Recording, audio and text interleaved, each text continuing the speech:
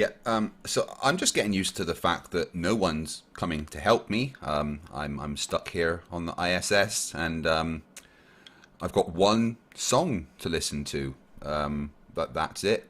I'm not going crazy, I promise. You guys get to listen to the song as well.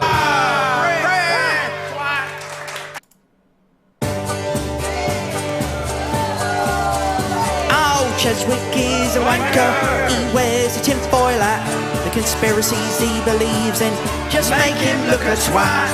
And everybody laughs at him when he tries to write a tune, 'cause every single word he sings makes him look a loon. Now Cheswick went on mastermind to prove the earth was flat, but he sat there looking gormless, just like Daniel Pratt. When they asked him for some evidence of a non-rotating disc, he spouted loads of gibberish and sounded like he's pissed. Mr. Cheswick is a loser, he tried to strike fight down. He didn't know Craig's a sailor, which made him look a clown. His online views are pitiful, he's as popular as the clap. He talks about conspiracies and believes the world is crap. Now Cheswick's brand of stupid is something to behold. He says that COVID's just made up and he thinks that moonlight's cold. Well, he's a prick of all trades and a master of none. And when you ask him simple things, he just says, oh well done. When Cheswick talks geometry or distance to the sun, he just comes out in a nasty rash and then he bites his tongue. He's clueless how to use a sextant or theodolite. He runs away from easy questions at the speed of light.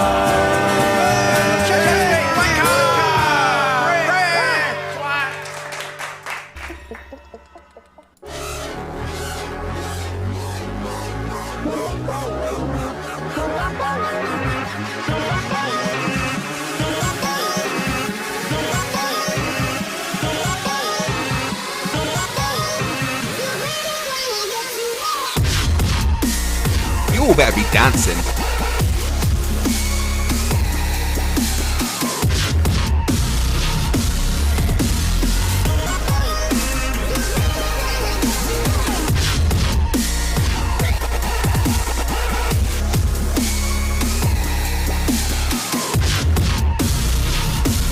Smack that like button, share the stream.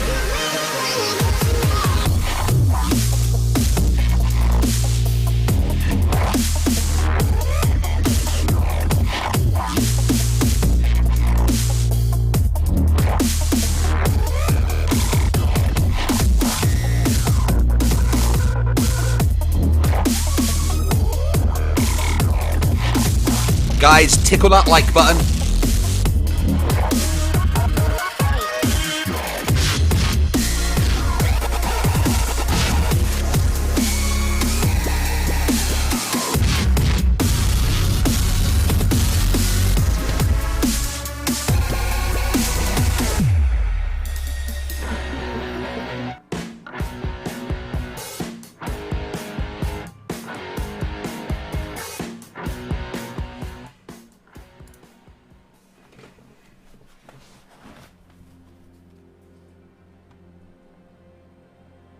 Living on a disk, floating through space, with a tiny sun.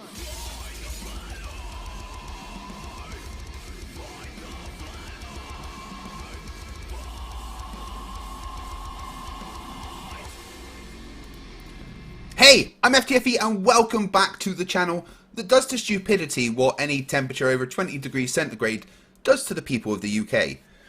Yeah, I see you. You southern states laughing at us British having a heat wave, but what you don't understand is we're not used to it over here, especially in Scotland, right? I had to go into the street and stop a riot when people saw the big yellow thing in the sky. They thought it was the end of days or something. We are not accustomed to good weather, and good weather for us is anything that isn't torrential rain and above 5 degrees centigrade. So the fact that we haven't had a day below 20 degrees C in Scotland for a few weeks is it's scary to a lot of people up here, and like infrastructure just stops. All right, so please stop laughing at us, the rest of the world. We're just not used to this good weather thing. Okay, welcome everyone to another debate about the shape of the Earth. I'm sure you know how these go. I have been told that this gentleman is one of Flat Earth's toughest proponents. And I'm absolutely terrified. I couldn't say that with a straight face. However, my legal team has recommended that I state categorically that you are not allowed to watch this stream unless you have level infinity facepalm protection. Okay? So go and get all of the pillows in your house, tape them to your hands, remove everything sharp, take your monitors out of punching range, and, you know, try not to headbutt the table. Let's say hello to our interlocker for this evening. Oh, I just left the call. Whoopsie. Hello. Alrighty, welcome. Welcome, Craig, to the Medicinal Mass Media server. Oh, I pressed the wrong button. Sorry, one sec. I'm flirting the tech tonight. Thank you very much for allowing me to come onto the server for a debate. I really appreciate you setting this up for me. I know, especially as there's been issues with Discord accounts going bye-bye. Yeah, it was fun. Yeah. It's fun. So, everyone, this is Demon Stride. Do you want to introduce yourself as you're the mod for tonight? Yeah, I am Demon Stride. I'm one of the guys over here at Medicinal Mass Media. It's going to be a fun debate about Flat Earth. See, we got Don Pettit, aka CJ Fly, here tonight, going up against Craig FTFE. This server is dedicated to pretty much debates, conspiracies, religion talk, drug talk, like psychedelics and stuff. If anyone's wanting to debate someone, stop by and give a call out. Yeah, awesome. That sounds like a great server to hang around. Debates, I don't know, I'm new at this. I've never done it before. So as you're the mod for tonight, I'll just kind of let you run the show and be a participant. So over to you guys. Yeah, so how do you guys want to do this tonight? I know, CJ, you said an open format, but maybe we can do like maybe a 5-minute opening each. Does anyone want to go first? Or how about, I was going to say, how about CJ, how about you give an intro as well? Well, this is CJ, Don Pettit, as I've been named from others. I think it was you who named me that, Damon. But yeah, I'm new on the scene, probably for about 3 or 4 months now, and that's about it. So yeah, I'm new to all these debates and open forums and stuff like that. So yeah, there's nothing trained or I haven't studied nothing. So just pretty much ask me anything, and I will give you my opinion on it. Okay. Should we just get going then? Yeah, sounds good. Who wants to go first? I mean, if CJ wants to go first, because you know, I don't like strawmanning people. So and so many flat earthers have different things that they believe. So maybe CJ could take us through what his version of flat Earth is. Well, I don't really have a version. I just believe what I believe in. So, like, I don't care about getting straw man because I can pretty much fight those off. I mean, my point is that, you know, I don't know what you believe. You know, I can't start attacking any arguments because every flat earther I talk to has different things that they believe. So what do you believe in regards to the flat Earth? Anything that's not the globe. Anything that's not the globe. If that is enough, yeah, pretty much. I believe nothing the globe portrays. Right. So, do you have a particular type of flat Earth? Do you think it's a disk in space? Do you think it's an infinite plane? Do you think we're surrounded by an ice wall?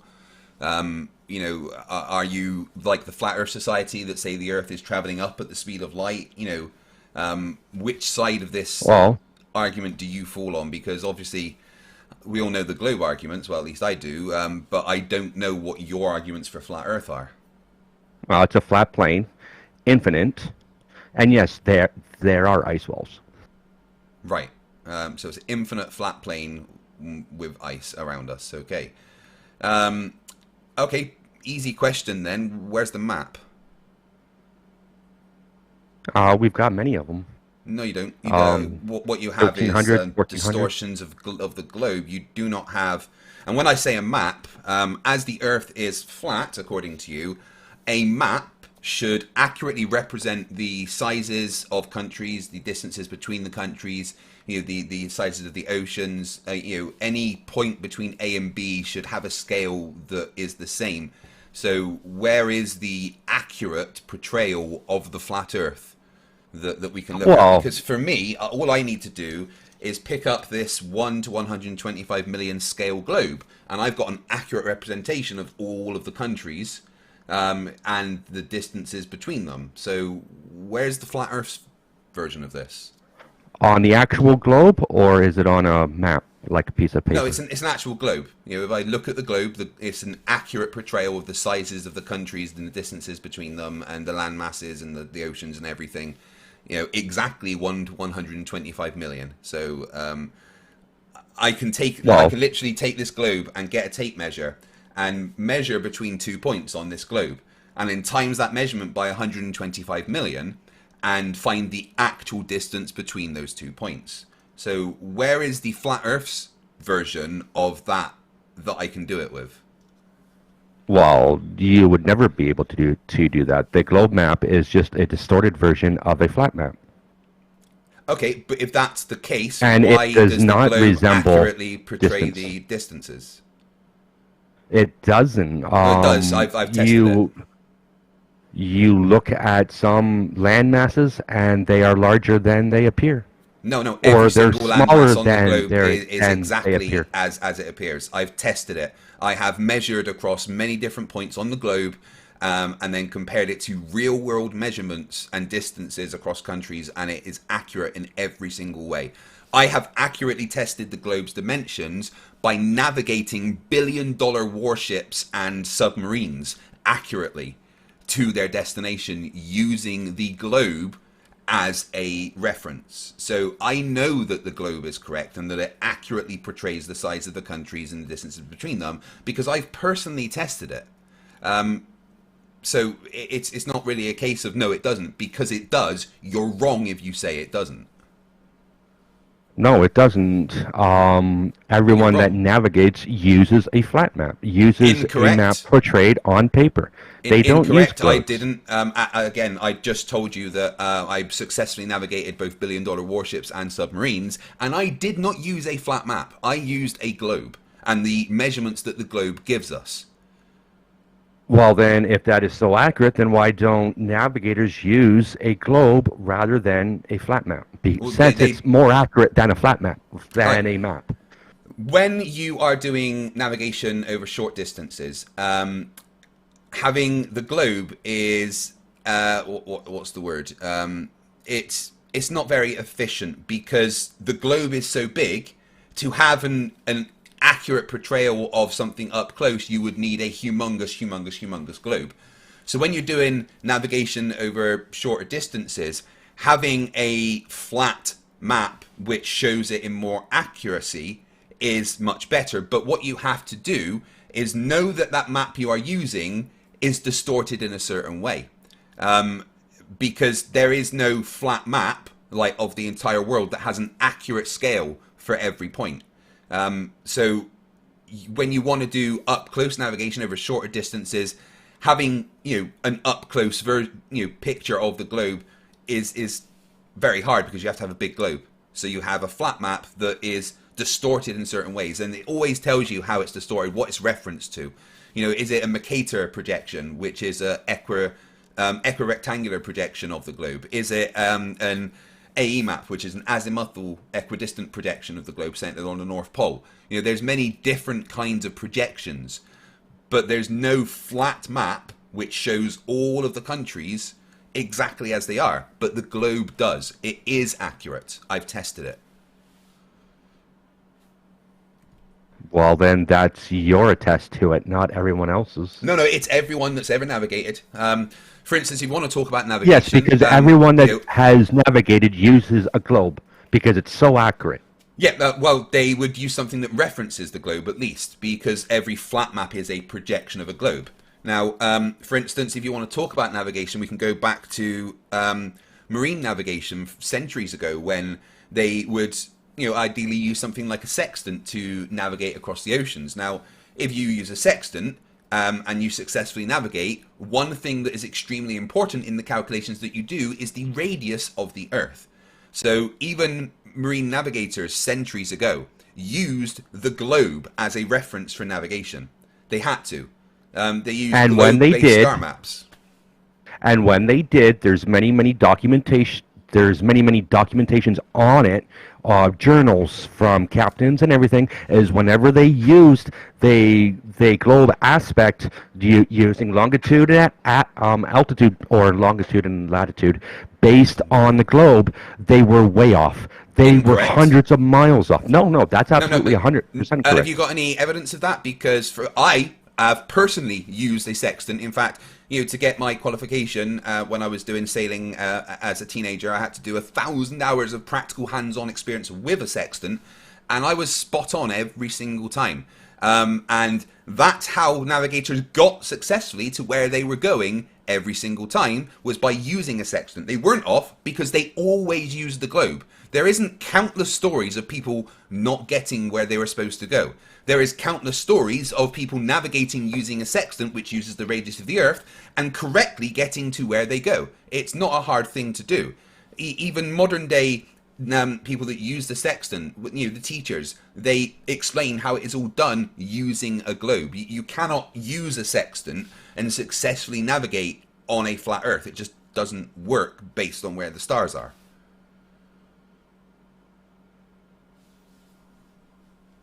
I'm pretty sure there was many popular captains back in the day saying that they traveled far more distances than what the globe would otherwise say. Could you cite me just one, please? When they used the globe to navigate, they didn't get where they were expecting to go. Could you cite me just one occurrence of that, please?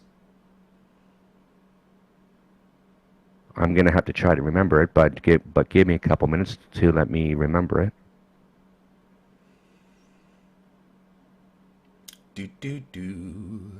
Because I've been asking Flat Earthers this question for a while. Where's an accurate Flat Earth map?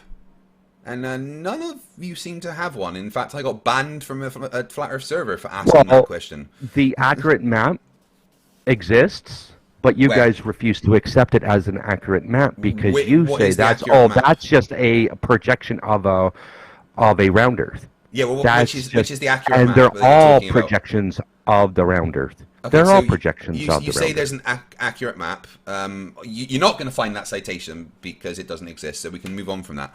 Yes, it does exist. No, it really doesn't. Yes, it does. But when you are saying about an accurate map, what is the accurate map then? Because you just categorically claim that there is an accurate flat Earth map. So which one is it?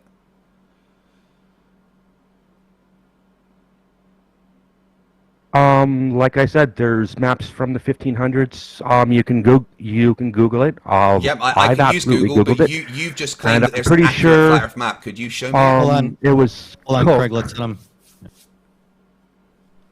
Cook. No, Captain Cook didn't make a flat Earth map. Captain Cook navigated based on a globe. No. And I'm pretty sure he found the ice wall. I'm pretty sure. No, he found Antarctica and there was no way South into Pole Antarctica. No, Cook, nothing that you're saying. Said there was no. Hold on a second. No South Pole. Can we get like a little break between the back and forth because it's a little hard to hear? Yeah. So Captain Cook was not a flat earther. Captain Cook knew the Earth was a globe. Captain Cook didn't discover an ice wall. Captain Cook found a way closer to get into Antarctica.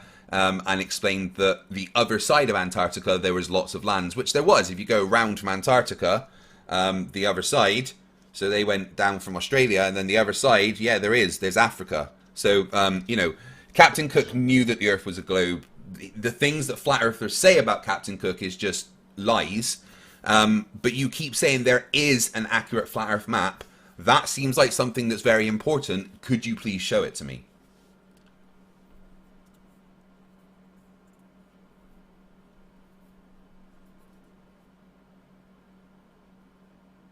Anyone?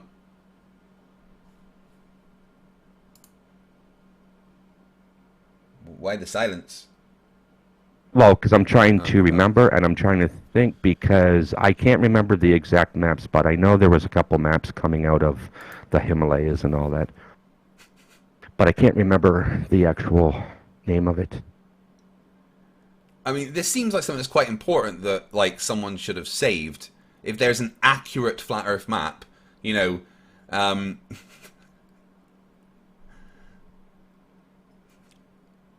it's just not a thing. It doesn't exist.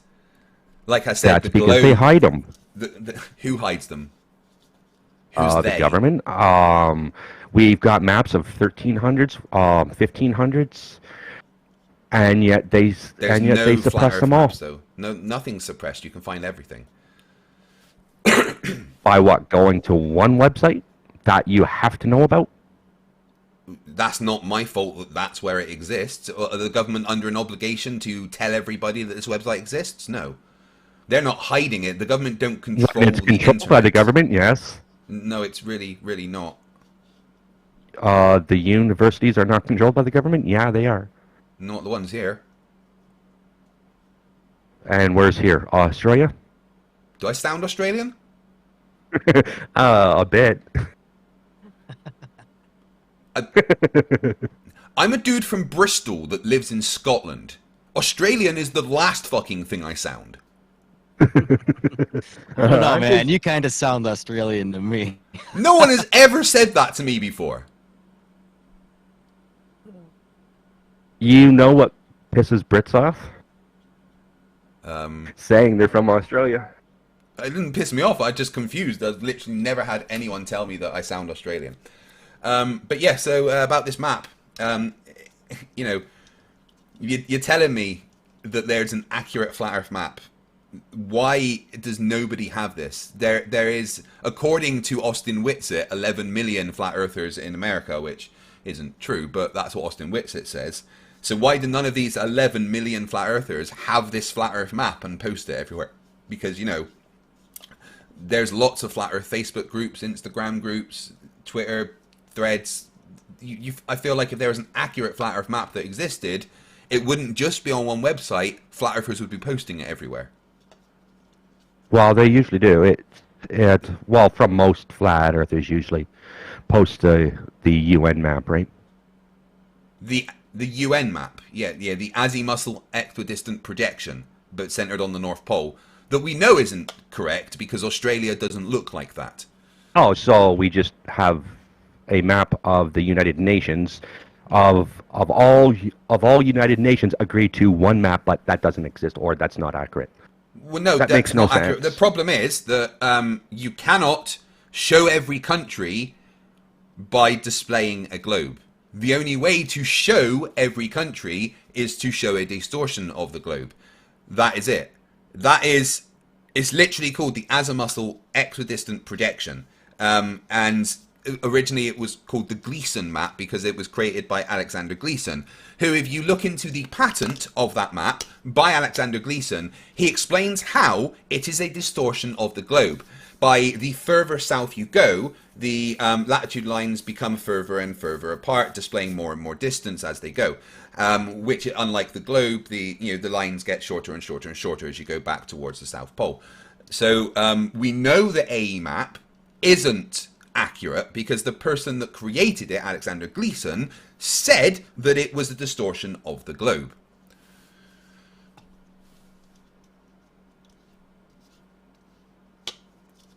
Simple. So you believe your maps are accurate? No, again, there is no accurate flat map of the world. It doesn't exist. No, and you believe your maps are accurate? The globe, your globe maps. The globe is 100% accurate. Yes, it's been tested time and time again. Pilots use it to plan their flight. In fact, pilots use something called the Vicente formula, which not only takes into account the fact the Earth's a sphere, but takes into account the slight oblateness of the Earth being slightly wider at the equator and slightly fatter south of the equator than north. So why would pilots use something like the Vicente formula to plan their long-distance flights if the Earth wasn't a globe? Excuse me.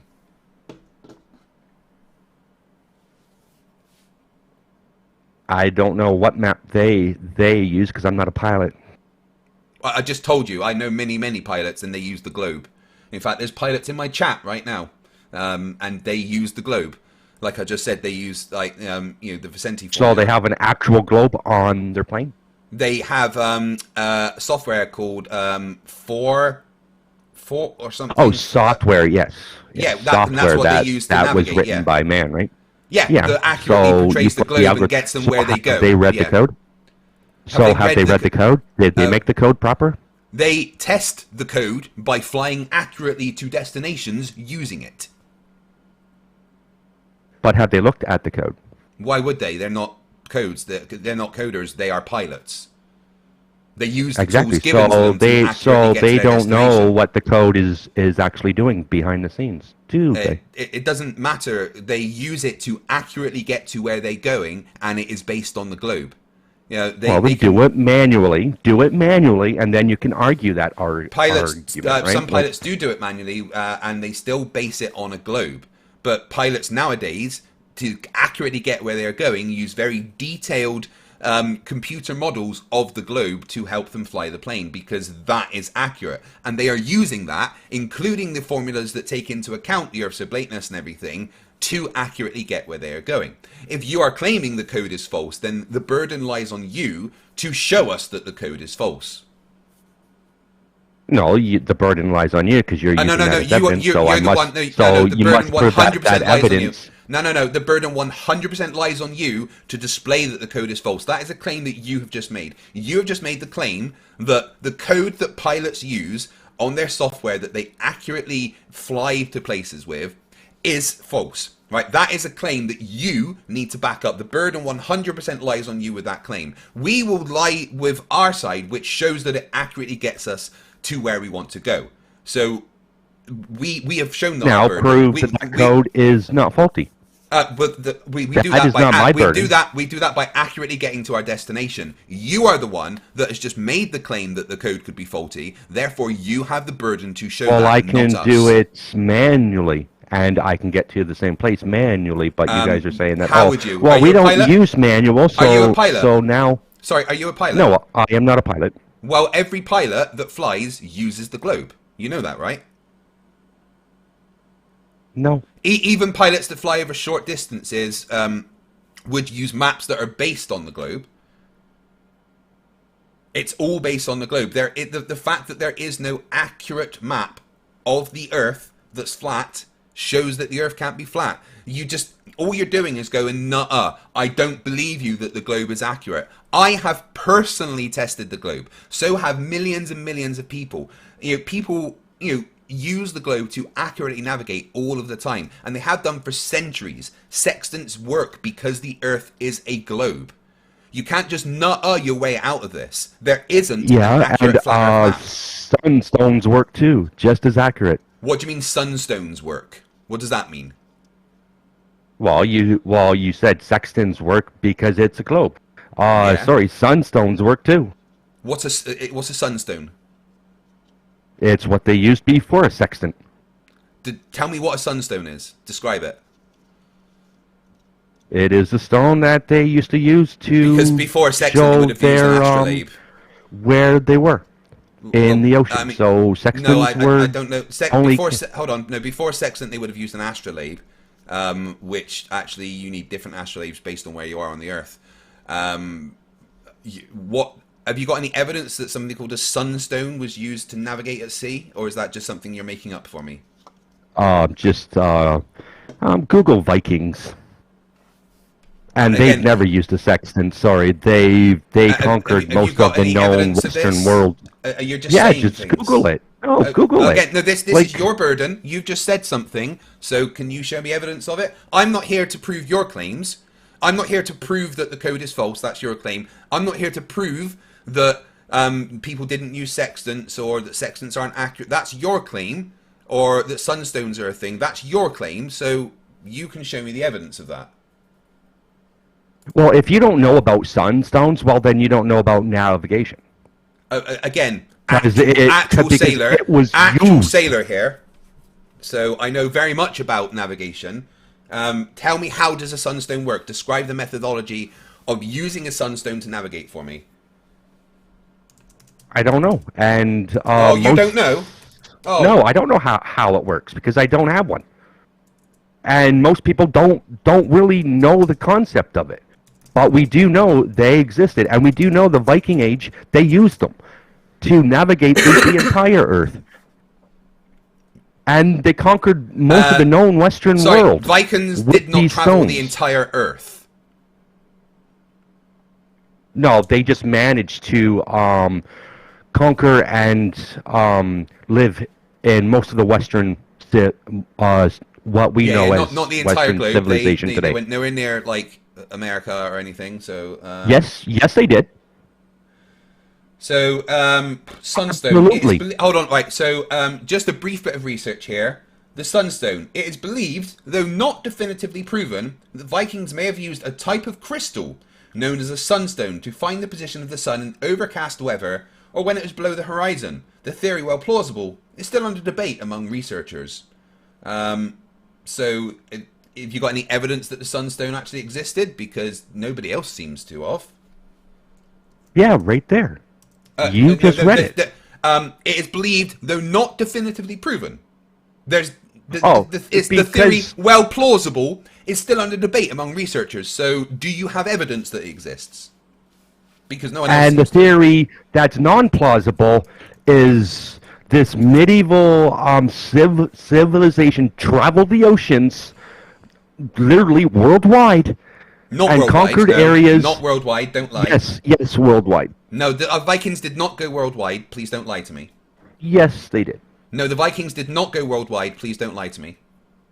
Yes, they did. Google it. No, the Vikings did not go worldwide. This is a fact. Okay, then where did they not go? What, Japan and Muslim countries, or China and Muslim countries? That's it. That's where they did not settle. Did the Vikings conquer America? They did not settle Canada, there and Australia? because yes, Canada, North America, all of North America, they settled did in. the Vikings conquer it? Like you said, did they conquer? I said conquer and settle. Did they conquer Australia? Did they conquer all of Africa? You know, did they?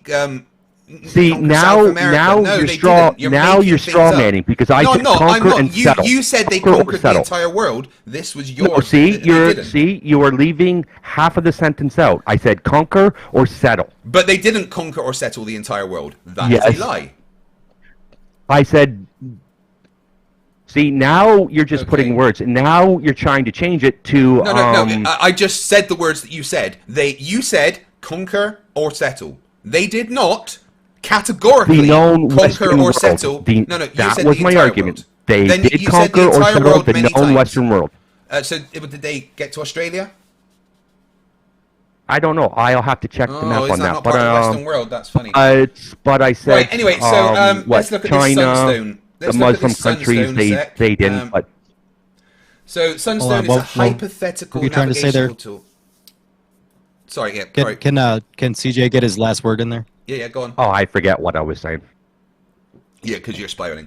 The sunstone is a No, hypothetical... it is not because I'm it's not because I'm spiraling. It's because I keep repeating myself, and you just keep trying to change. No, I said exactly the words that you what said. I've actually said. No, you did not. Yeah, 100% did. I literally repeated the words First, you said I. Anyway, I said conquer. okay, let's when not I argue about what you conquer said. or It's recorded. settle. We can all go back to it. So anyway, the Yes, sunstone yes, okay, is a good, good. hypothetical, so, not real, navigational tool believed to have been used by seafarers in the Viking Age. The sunstone mentioned in the sagas is not described in detail, but several theories propose that Vikings may have used a type of calcite crystal known as Iceland spar. Here's a brief explanation of how it could have worked. Light is composed of waves vibrating in all directions. When light passes through certain types of materials, including calcite or Iceland spar, it gets split into two rays that move in different paths. This phenomenon is called bifringence or double refraction. When you look for a piece of Iceland spar, you find two images of everything behind the crystal. This is due to the bifringence property of the crystal. However, as you rotate the crystal, the brightness of two images changes and they become equally bright at certain orientation. This specific orientation, according to a theory by the Danish archaeologist Thorkell Ramsko, sorry if I ruined that pronunciation of the name, can help locate the sun's position in the sky even when it is obscured by clouds or just below the horizon at twilight or dawn. This would have been extremely helpful in North Atlantic where the Vikings often sailed. As it's frequently overcast, by determining the sun's position they could have held a consistent course even without other navigational aids. Nothing there means that the Earth was flat if they used the sunstone. I never Absolutely said it. not. I never said it. It was flat. So why did you bring it up? I was just saying that they use stones. So stop bringing up the fact that Well, it wasn't it even took a stone, it was a crystal. Brits tens of thousands of years to create a sextant Wait, hold when on, you think the Vikings were came actually tens of navigating the Earth. You think Yeah, Vikings thousands came and thousands of years. You think Thousands Vikings and came, thousands hold of on, years. Hold on. You think Vikings came tens of thousands of years before the sextant? Well, thousands. You said tens of thousands.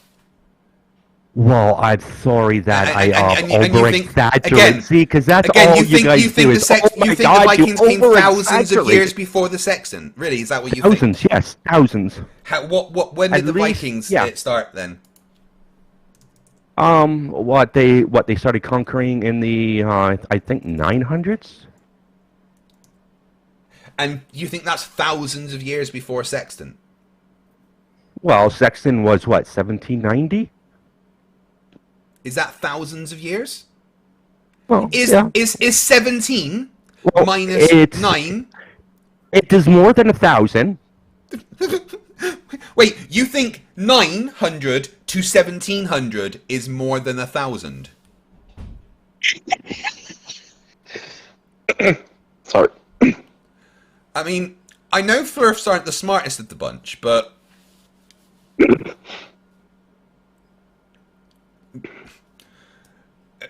Well, this was. I was told you were one of Flat Earth's toughest No. proponents. What's going on here? Am I being trolled? I don't know the exact numbers. No, you are trolling me because I'm not going to be here He's and sit here and get straw manned because every When have I argument that I've straw-manned made, you change my what I've said. You've changed it 10 times now, and then when I make a rough estimate, you actually mock me like you're the troll. So you're trolling me. So if you really want to get down to an actual debate and try not insulting people when they I actually haven't make insulted a anybody. reference, you're He didn't insult insulting you. me.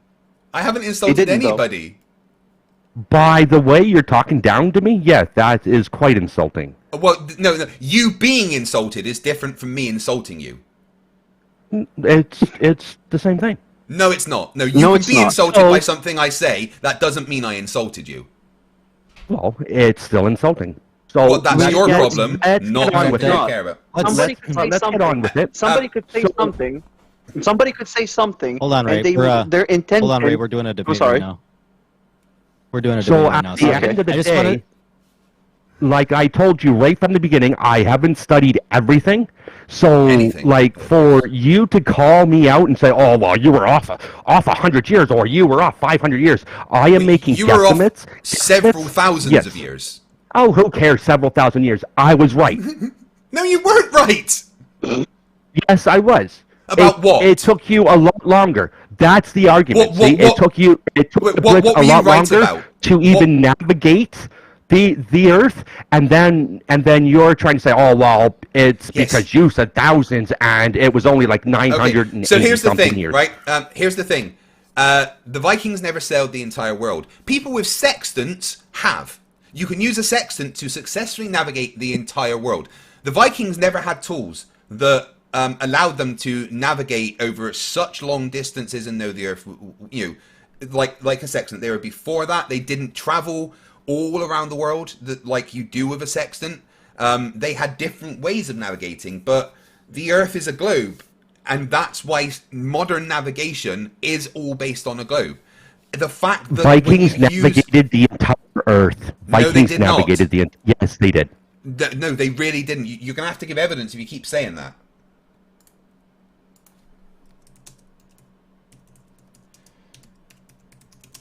Go on, I'm waiting for your evidence.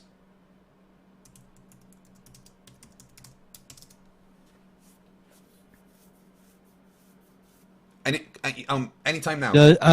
Do you maybe maybe FTFE, if you would like to present maybe evidence for the globe, and CJ, you can go maybe argue against that.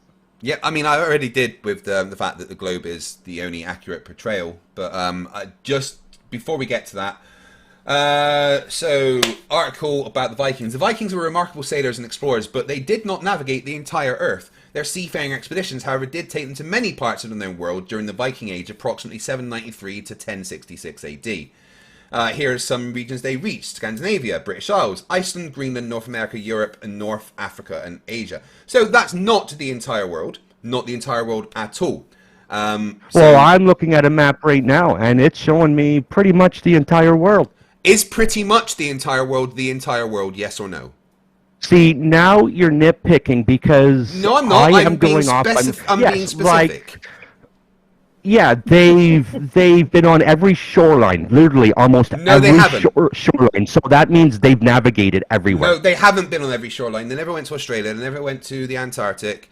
They never went to like South Africa. So well, we don't know if they went to the Antarctic because there's no evidence they did. That. So there's no evidence they did, so you can't claim they did. But literal scholars that talk about the Vikings say that they did not navigate the entire Earth. So can you admit that you were wrong about that? No, because I'm looking at a map right now. What you're saying is that you know more than scholars that talk about the Vikings. Is that right? They've been in pretty much every country. Let him get his whole response.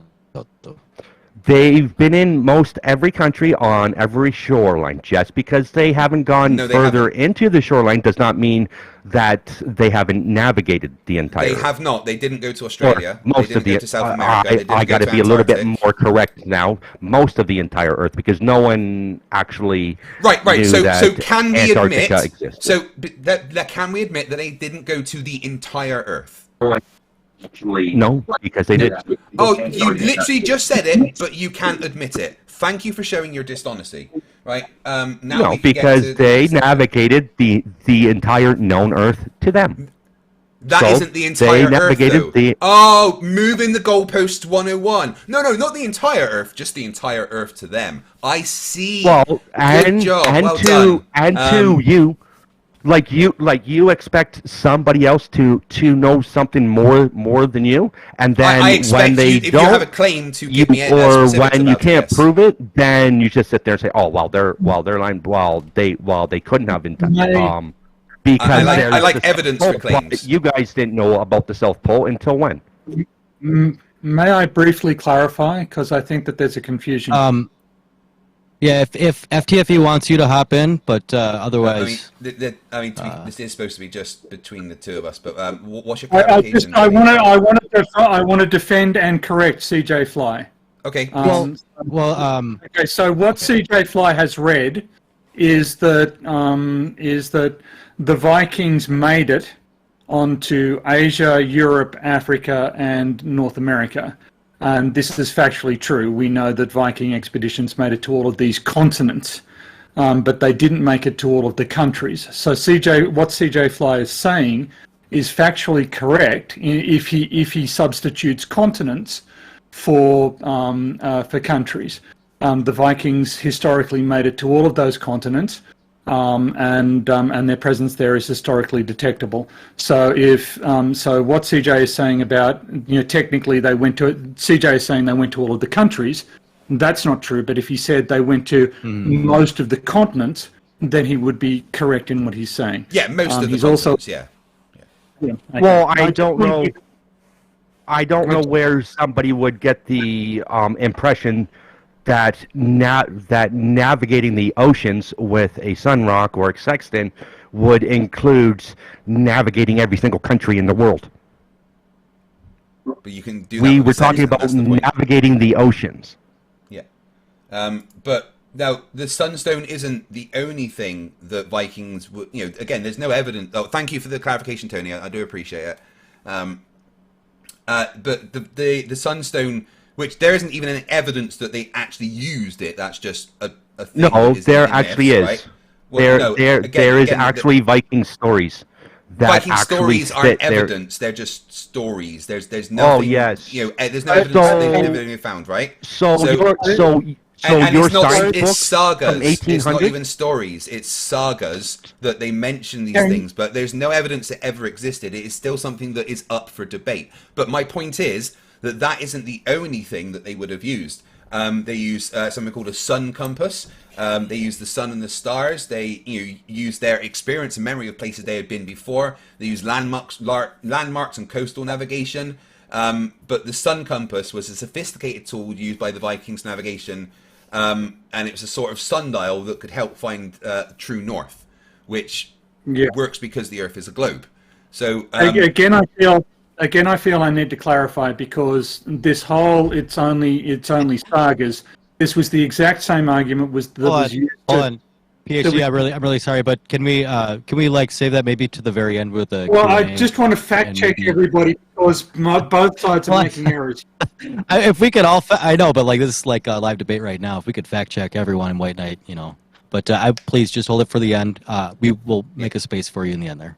Yeah, I do appreciate being corrected. I mean, Viking, history isn't my specialty, but from what I can see, the sunstone is something that it's a theory. It's a plausible theory, but it's still. Oh, you're cherry picking then.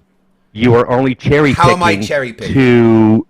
To what you want to believe, because there's many Slavic regions that have these scriptures, that have these books, that have these tales that actually depict these actual things. Yeah, okay. But you don't want to believe in those because you were just saying, oh, well, there's stories, because people back then were known to make up stories. Right, but here's the thing. A sunstone has never been discovered. No one has ever found a sunstone.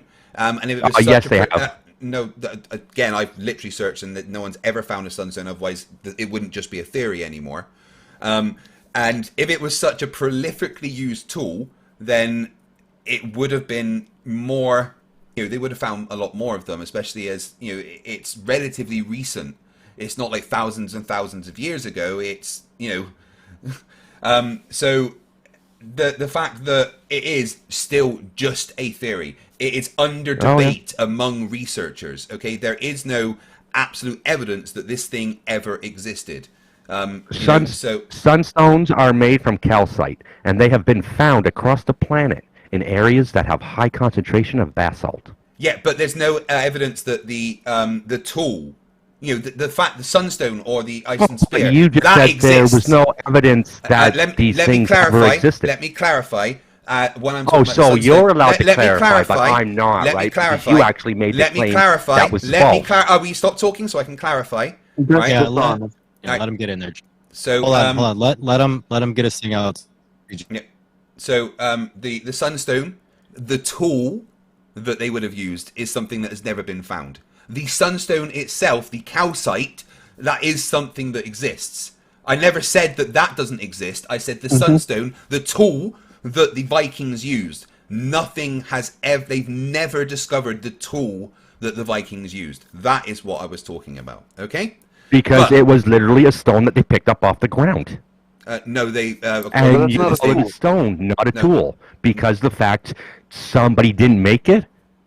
So you are claiming that a sunstone is not plausible, and it's never been found because you've never found one that was shaped to make it look pretty. Yeah, they shaped it specifically so they could use it as a tool if it was real, which would allow it to use the bifringence properties. All right.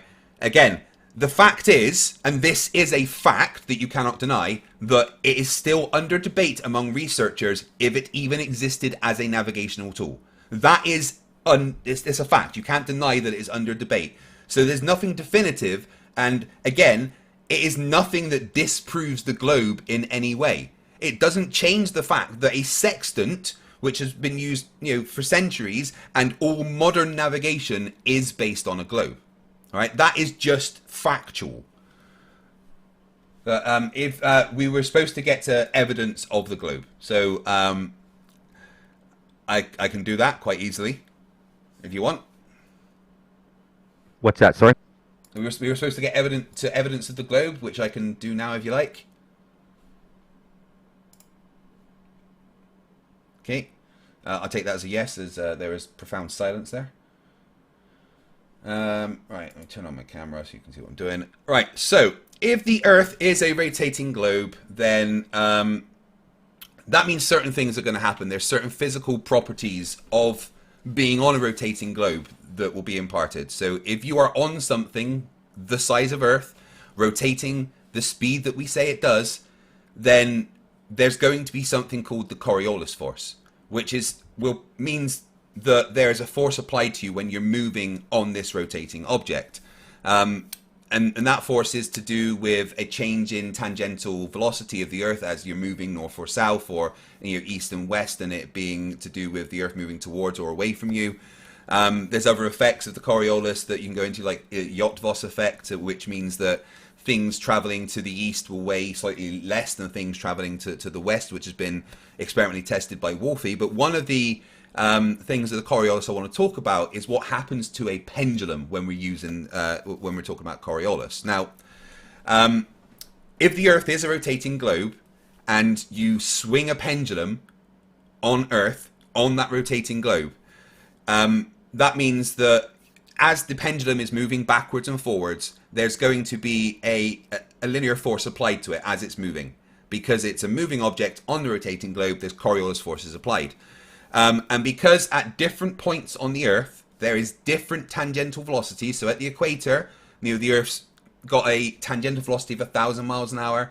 At the North and South Pole, the tangential velocity is 0. Because of that difference in tangential velocity, what that means is when you swing a pendulum, it will drift a different amount depending on where you are. And you can use the drift of the pendulum to calculate your latitude on Earth.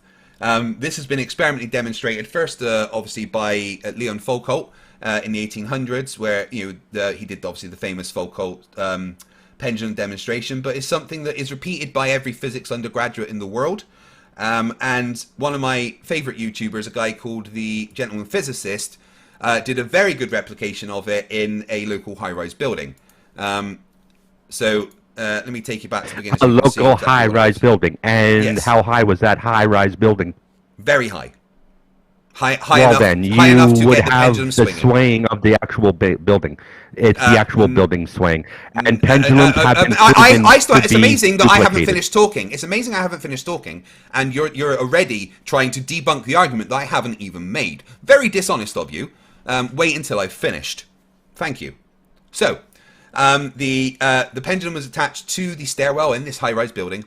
The building isn't swinging; the pendulum is. And as you can see, it's attached by this wire, and he released it by setting light to the wire so it moves, and it goes backwards and forwards over this ink pad, and it's got a little brush on it that draws a line as it goes over. They let the pendulum swing for as long as it could, which was about 40 minutes, I think, 41 minutes, and over that 41 minutes, the pendulum's back and forward path drifted in a clockwise fashion, which is, first off, what we would expect if we were in the northern hemisphere. So what they did was they then measured the angle of the drift, and when they measured it, they got 7.89 degrees, right, over 0.688 hours. You can do a simple bit of maths, and do something called Foucault's sine law. Well, first of all, you need to figure out how long it would take to complete 24 hours, and then use that number to use Foucault's sine law, which is this: latitude equals the arc sine of 24 hours over how long it would take the pendulum at their position to do a full 360 degrees. And you can use that to calculate your latitude on Earth. And they did it. And they actually got their latitude with less than a 1% margin error, which is bloody impressive for the very low-tech equipment that they're using. This is just one example of the Foucault's pendulum. There is infinite examples of this showing what we expect it to show. There's experiments done at the South Pole showing that over 24 hours it rotates exactly 360 degrees. There is countless Foucault pendulums in museums. It's, like I said, it's done by every single physics undergrad in the world to calculate their latitude on Earth as part of their physics degree. This would not happen if the Earth was flat and stationary. If the Earth is an infinite stationary plane, then there has to be an explanation for why we can calculate our latitude with nothing but the drift of a swinging pendulum. Over to you. Well, for every accurate Foucault pendulum measurement, there's an inaccurate one. So you can't sit there and say that just because it's 50% right at times that is absolutely the best the science has. Have you got any evidence that it's only 50% right, or is that just something you're saying? Because Oh my every God. time I've No, done the because experiment, see? every time I've done the experiment, it's right. So I've got 100% success rate. So you just said that it's got a 50% success rate. Please provide evidence for that claim or retract it. The Foucault pendulum is just as right as it is wrong. Can you provide evidence for that claim, please?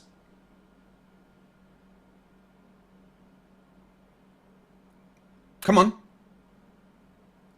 Every time I've done it, and every time I've seen it, apart from once actually, when Mitchell from Australia saw a broken one not working. That's the only time I've seen it not work, when it's broken. But every single time the experiment's set up properly, it works.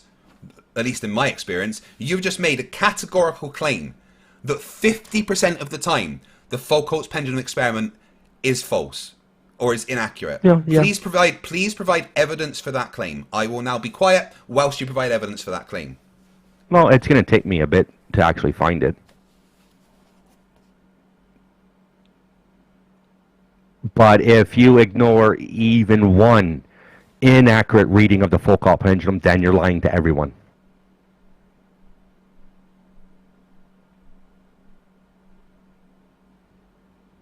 So I'm waiting for the evidence that you're supposed to get. Well, I didn't come here with evidence because this was your thing, and you asked me to come talk. So you've just said that you just said half the time it doesn't work. Provide evidence of that claim. And half the time it doesn't. Provide evidence and of that claim. Everybody knows that. Everyone knows that. Well, at least everyone smart enough should know that. Sorry, everyone that's ever done a degree in physics knows that you're wrong. No, everyone that does a degree in physics knows that the Foucault pendulum is wrong at times and can be wrong at times. I've got a degree in physics, and I'm saying you're wrong. The only way that the Foucault's pendulum is wrong is if the experiment isn't set up correctly. An incorrectly set up experiment is not evidence of something not working. So, I am going to be quiet for exactly 60 seconds, right? And in that 60 seconds, I expect you to provide evidence for the claim that you've just made. Well, I'm not going to provide you evidence in 60 seconds. The 60 seconds is starting now.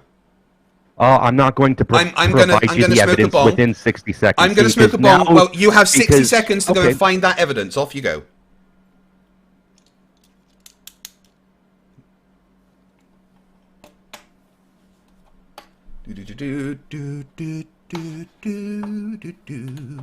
That's 15 seconds gone.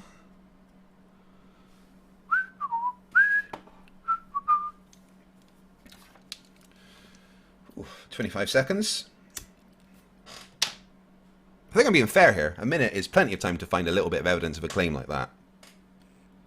Well, you've got 20 seconds left. CJ, if you want me to look for anything, also, like you made the statement a couple times, you're looking for something. I can look for it in the background too for you. 10 seconds. If there's something specific you want me searching for.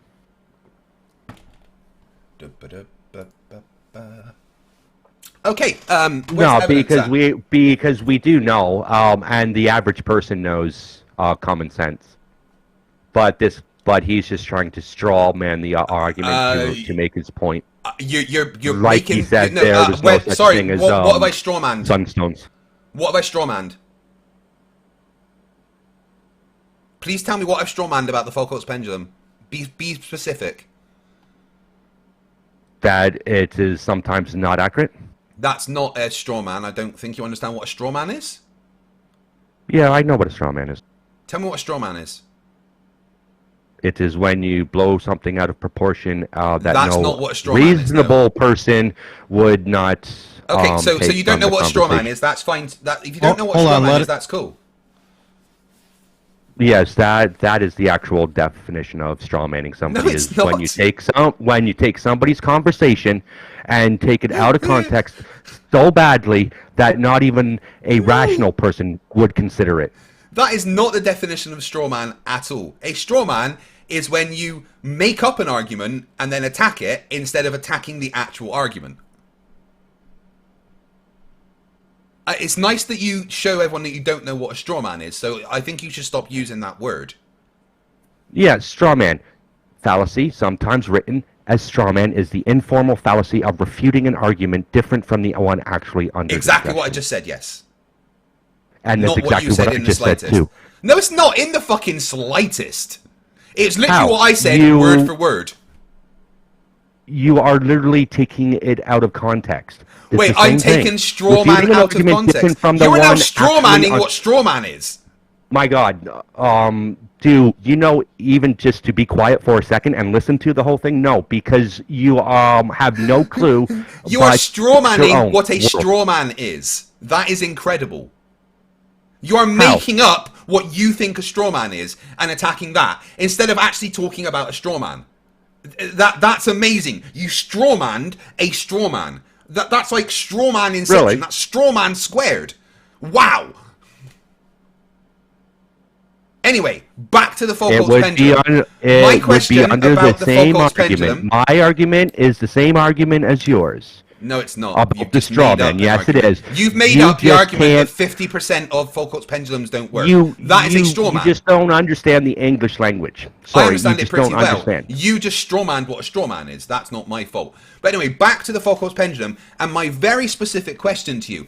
If the Earth is flat and stationary, why can you use a swinging pendulum to calculate your latitude on Earth?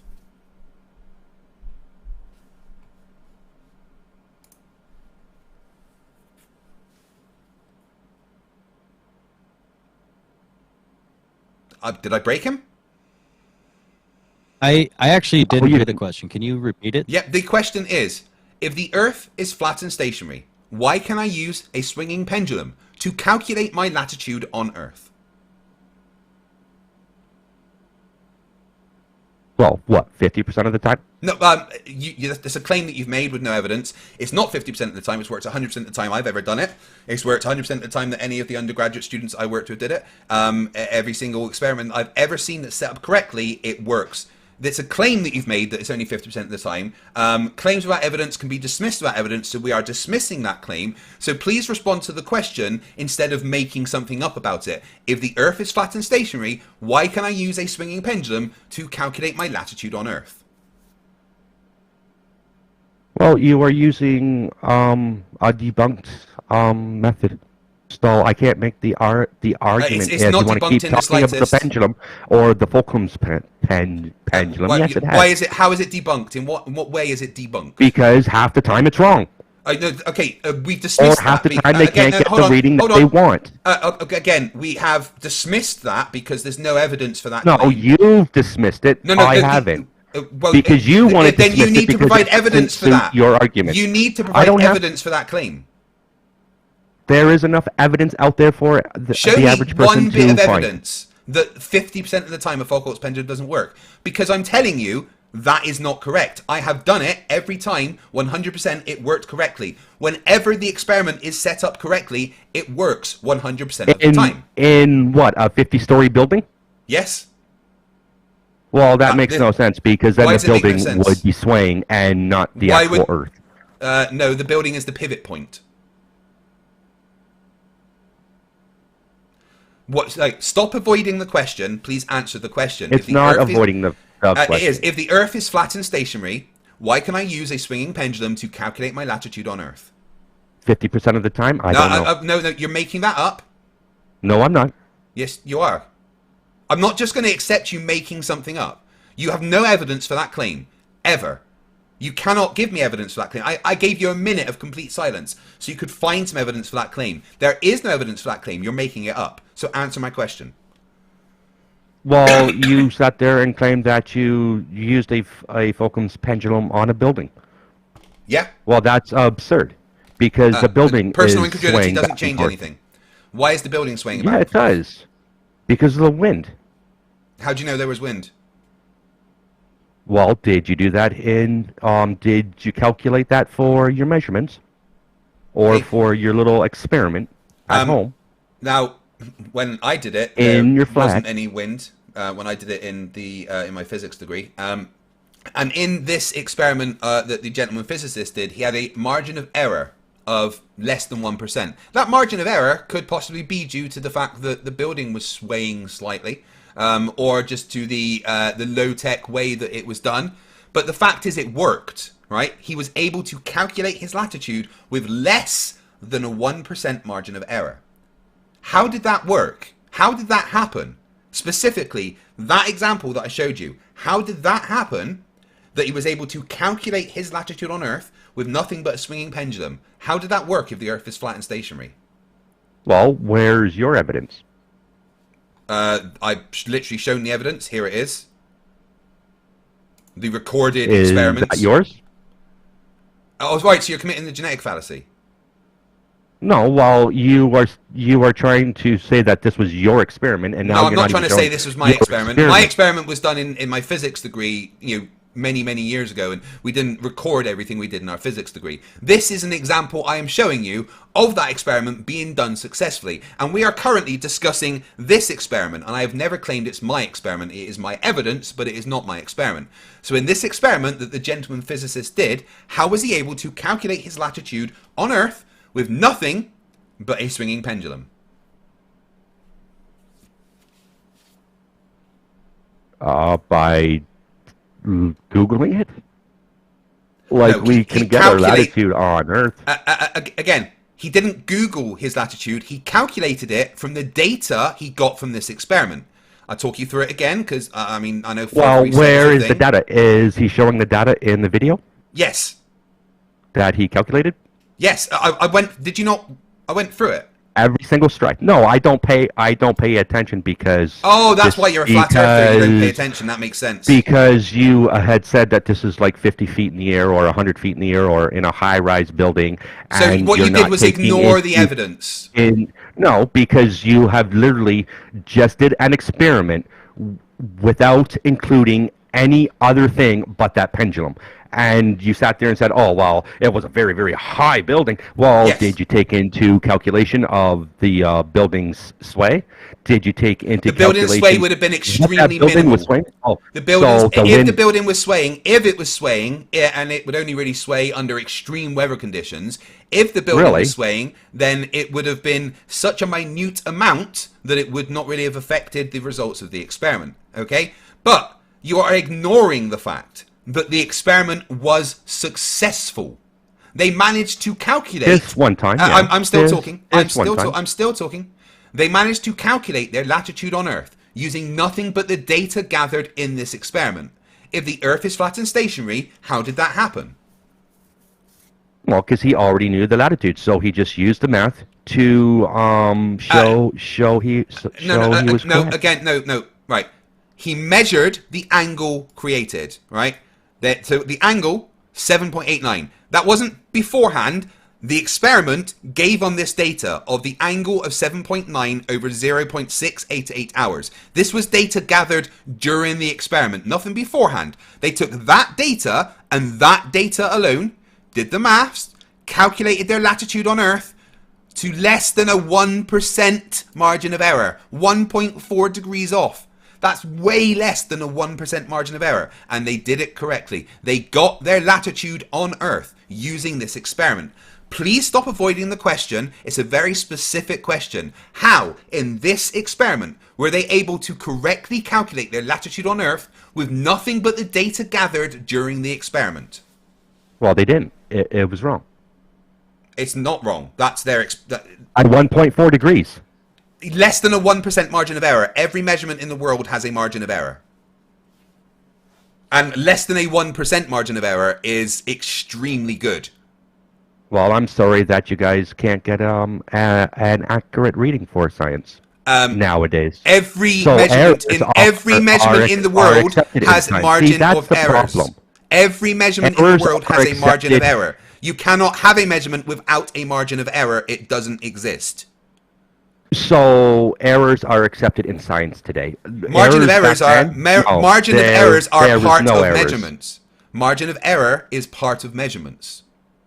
Every measurement in the world has a margin of error. Your ruler that you Because there chewed is something. I'm still no. Hold on. Your ruler that you chewed instead of doing maths at school, that had a margin of error. Okay. Everything that is measurements ever has a margin of error. And this experiment, which was done in an extremely low-tech way, managed to get a less than 1% margin of error. That is really good, right? So stop avoiding the question. How did they manage to calculate? Stop avoiding the question. How did they manage to calculate their latitude on Earth to within less than a 1% margin of error if the Earth is flat and stationary?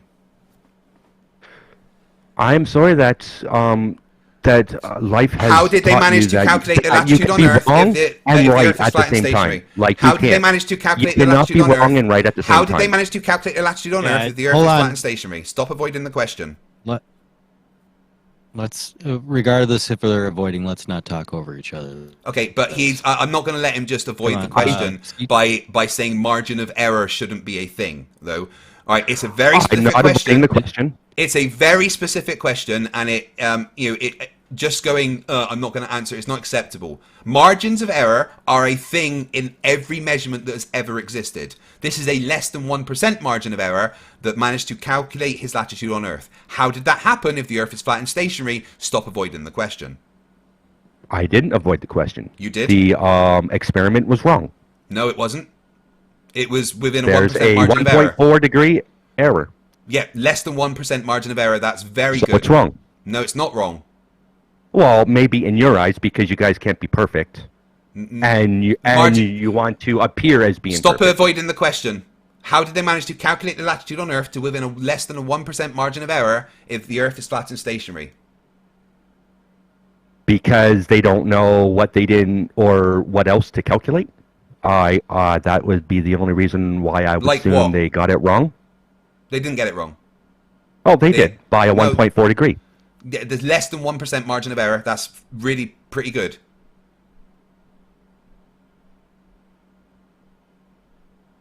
Tell that to an accountant when he's dealing with billions of dollars, and see how a company will treat him. Accountants don't use measurements and science. They use straight up It was maths only and numbers. 1% error. I must be doing good. I only lost you 1% because my calculations you're were avoiding you're running so hard from the question, all right? And here's the thing, right? This isn't the only experiment that does it. Every time the experiment is set up correctly, you can calculate your latitude within a margin of error. Every measurement in the world ever has a margin of error. Stop avoiding the question. Thank you. So instead of it being 50-50, which I thought it was, you've just proven to me it's 100% wrong. So are you saying that any Every measurement time, ever it's is wrong? 100% wrong. Are you saying that all measurements if ever there's an done are error, wrong? yes. Are you saying I could that be every 1% measurement? wrong. Are you saying that every measurement ever is wrong? Is that what you're saying? I don't know.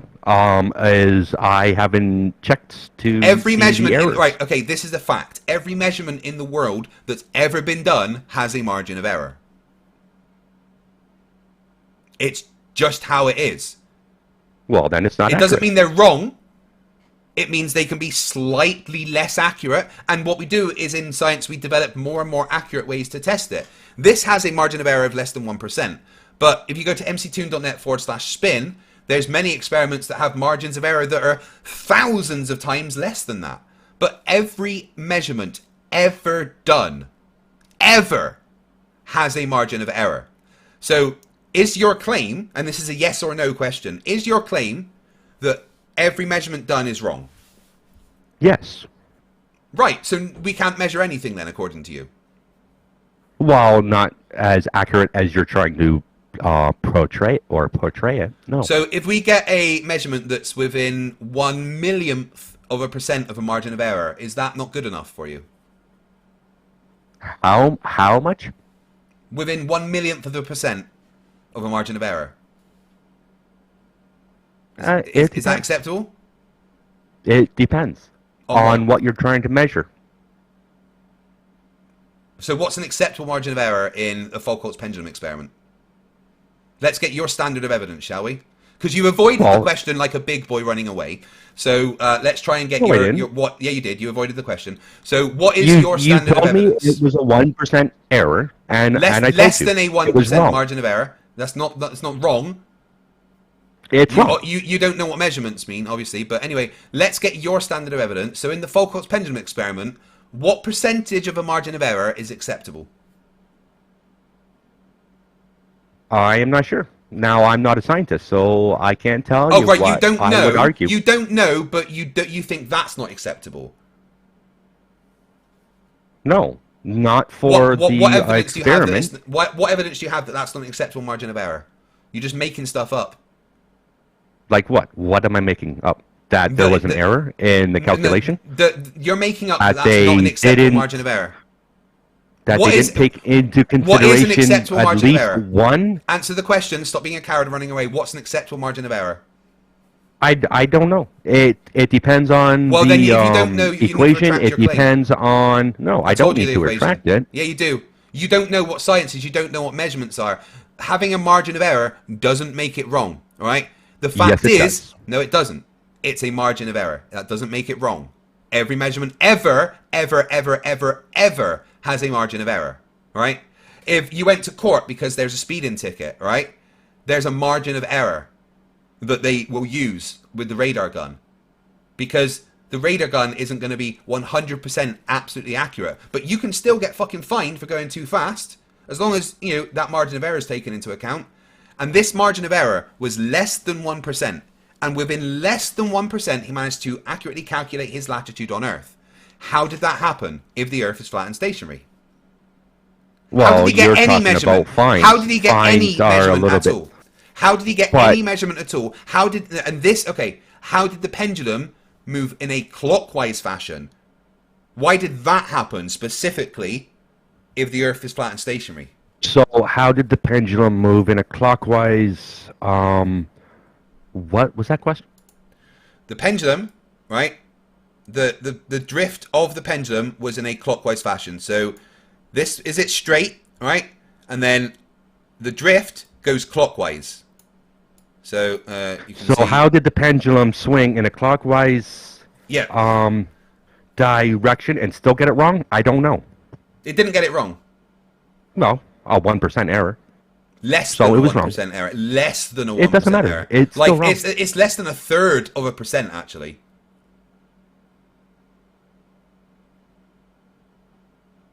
You keep saying it's wrong, but you won't tell me what the correct what an acceptable margin of error is.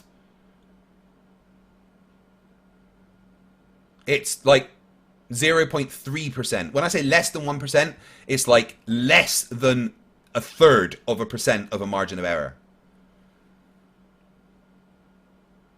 Well, then give me the right percentage, right down to the decimal.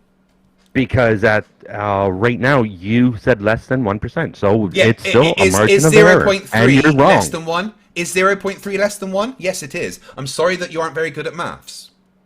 And I'm sorry your experiments aren't accurate. But you still try to... yeah, with the margin of error. You won't tell me what acceptable margin of error is, as accurate as we make you believe they are. What is an acceptable margin of error? Answer the question. What's an acceptable margin of error? Is less than a third? On the is less than 1/3 of a percent? And I'm is telling less than you, 1/3 of a percent pendulum, acceptable? Yes or no? The Foucault pendulum is not acceptable. Why? Because you're basing our whole civilization on it. No, I'm just showing it as evidence of Earth's rotation. Right, you're basing our whole knowledge and our whole entire civilization based on a rock swinging in a circle. No, I am showing evidence of Earth's rotation. Stop saying words that with it an isn't. error. With an error. A 0. Right, if you want it exactly down to the decimal, it's 0.388% of a margin of error. Let me say that again. 0.388% of a margin of error. Is that acceptable? No. Why not? because there's still an error. You failed to take something again, into every consideration. measurement in the world That's why has a you're margin getting of the error. Every May measurement I in the make world a- has a margin of error. And I bet this has only been done once, so you No, cannot. it's not been done once. It's been done Ooh. millions and millions of times. And yet you get a different margin of error every single time. I don't think you know what margin of error is. Oh my goodness me. Tony, sorry, yeah, we are going around here, so feel free to clarify something here. I'd like to point out the complete vacuousness of C.G. Fly's argument. If his argument is that if something is wrong, then it is completely untrustworthy, then the fact that he was completely wrong in his statements about the Vikings earlier means that we can disregard what he says. It's a complete nonsense. Logically, there are uncertainties associated with every measurement we take and every measurement that is recorded. Live with it. Don't try and argue that just because you don't like this result, you want to disregard it, and don't make the equally idiotic claim that our entire civilization or our entire understanding of Earth motion and Earth geometry is based on the Foucault pendulum. It's not true. This is one strand of evidence. It's not the only strand of evidence, and you reject it because because everything relies on this. We require this absurd level of certainty about it, and then you can use the same argument against the next piece of evidence you don't like. It is utterly intellectually bankrupt. Thank you, Tony. Well, that's because the only people that want to claim to be intellects live and are financed off of these experiments that are always wrong. And I'm not saying that. I'm just basically saying, well, they're a 1% error, that I'm just going to throw it out. No, I am saying that you can't die on that hill because there is a margin of error. Every measurement in the world has a margin of error. And you are literally dying on this hill about this one experiment that was 0.33% wrong, and yet you cannot always get that 0.33. So it was 99. You do it in a couple of hours, wrong. you'll get another margin sorry. of error. That margin of error will be 0.5, or that margin of error will be 1%. What you can do, always what get you, the all right, same Point reading. out something, please. 1 sec, let me just quickly respond to that. What you do is you develop experiments that become more and more accurate. So there becomes less and less of a margin of error. This is a very low-tech experiment, as I saw, but it still managed to accurately calculate its latitude on Earth to within 0.388%. So that's pretty good. Sorry. Well, it seems to be the only tech you guys have to measure the Earth's rotation. Well, no, there's way more than this. This is just one thing.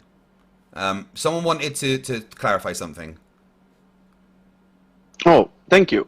Earlier, I heard him say that the margin of error that it only worked around 12%, if I remember correctly, was what he said. He said 50%. But now now he's not accepting like 0.1. So I don't get it. Like, did the argument change halfway or what? Oh no, he just likes. Yeah, no, 50% of all experiments can never be repeatable, or they get it wrong. Totally, 100%. No, they where don't there's get it wrong. Yes, He yes, they explained do. to you what a margin of error is, didn't he? And- I heard him really explain to you what a margin of error is. And he claims that the Fulcrum's pendulum is repeatable and Yes, it is. duplicatable all the time, 100%. and it's Yes, not. it is. It is Oh, not. my question is, It is. where did you It's get? always Where an did you error. get that only, Error. You said that it only worked. That you said that it's only been done once, but earlier you said that it has more than 50% margin of error. So where did that margin of No, error I did came not say if it only margin been of done error. once? Hello. Listen to the conversation. I did not say there was a 50% recorded. margin of error. I said 50% of the time when the experiment is done, it's wrong. Like And they that's can't still even a get thing you You said need to it's give only been evidence done for. once. properly. They can't But you even said get it's only the been done pendulum once. swinging properly. And then when it But you does said it's swing only been done properly, once. it's a margin of error. But you said it's only been done once. So where did that percentage come from? What has only been done once? Dude, this thing is recorded. Yeah, you did say that the it's only been done once, experiment but that I he's think you got showing- confused. Yeah, the experiment that he is showing right now on his live video has only been done once. He hasn't taken it and done it 10 times to get that No, it's not. Foucault's pendulum's been 0.33% done margin of error. billions of times, mate. Maybe not Yeah, billions, it's been millions. done billions. People in high school do it as a fun experiment. Yeah. I mean, By the same person, by the same... Do it in, like, physics as, you have to set up the experiment yourself. You have to, You're show that misunderstanding. Sorry, what am I misunderstanding? That my physics degree taught me No, how to do physics? the other guy's misunderstanding. I said the experiment that What he did I is showing misunderstand? right now in his live feed, the one where the Yeah, I saw it. pendulum was in the building, I said that one was Yes, I only saw it. done once. It was not done more than once. So therefore, he cannot take 10 times and then do get it the all the margin time, of though. error. Yeah, No. but that But people particular do it all the experiment time. is They done do. all of the Well, time. they do, but I'm answering to what he's showing as evidence. I'm not answering to the tens of thousands of times it's been done before. all right, if you I'm want to answering add, but you didn't. specific That's the all thing, give the you same didn't. result. Yeah, but you didn't answer to the evidence because you refused to answer the question of how did he calculate his latitude to within a Because- 0.388% margin of error with nothing Because but a his swinging pendulum. experiment is flawed. His experiment is flawed. Then how did he There was calculate a his margin latitude of error, to within a and he did- 0.388% margin of error? How did he do that? There was a margin of error, and Yes, he we did know. not do any We know more that we know there's a margin of experiments. error. We know there's a margin of Minimize error. So margin of error. let's just hold on. We know there's a margin of Let's- error. So the let's- question is, how did he calculate his latitude on Earth to within a 0.388% margin of error if the Earth is flat and stationary? How did that happen? It's a margin of error, so it's wrong. Again, Without a proper listen scientific to the question. experiment. Listen this was listen not a to the proper question. sci- Listen See, to every the time question. I try to answer, Listen, you try to right, scream over me. That's Hold on, because you're not answering the question, right? I'm going to repeat the question, and I'm going to be very specific in the words that I say. The experiment that was done had a 0.388% margin of error. Within that 0.388% margin of error, he was able to calculate his latitude on Earth to within that margin of error. Using that margin of error, I've said it plenty of times so we know we're including that, in the experiment, how was he able to calculate his latitude on Earth to within the margin of error of 0.388%, including the margin of error. Margin of error. Now answer the question. All right, we're gonna let him get a whole 60 seconds in without interruption. Starting now. Go ahead. It was not a proper experiment or an experiment done properly. He did it Lies. once, and that is it. And there was a margin Lies. of error. And if there was a margin of Hold on, let error, him go. he should have done it at least a handful of times, and then taken all those margins of error, and then you could have had a argument. But Right, he so did it you- once. You avoided And the that's question. what they all You- do. so They you avoided they the do question. it once and they say, "Oh my God, it must be right. It must You- be so right." you There's only avoided a the question. 3%.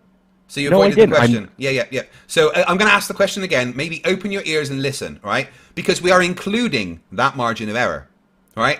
The question, it's a very specific question. How did they manage to measure and calculate their latitude on Earth to within a margin of error of 0.388% if the Earth is flat and stationary? They didn't. They did. They did exactly that. They calculated their latitude on Earth to within a 0.388% margin of error. That is exactly what they did. How did that happen if the Earth is flat and stationary? It wasn't a science experiment, and you know this. That's not the question that I asked. Stop avoiding the question. Be honest for once in your life and answer the question that I am asking you.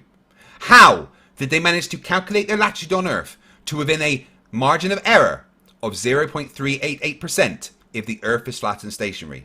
How I don't did know that how happen? they got it wrong. Okay, I do not know how they got it wrong, but they did. Now How maybe if I was did they there, manage I to could have calculate their explained to latitude them, on Earth you to know within how a the margin of wind- error of 0.388% if the Earth is flat and stationary? Well, maybe if I was there, I could have explained to him how wind reacts to like big, tall Stop buildings. avoiding the and then question. maybe he could have How gotten did they it correct, calculate their but latitude he on didn't. Earth? How did they calculate their latitude on Earth to within a margin of error of 0.388%? How did they do that? Not how would you improve their measurement? How did they do that? Stop avoiding the question. Every time you avoid the question, you are a liar.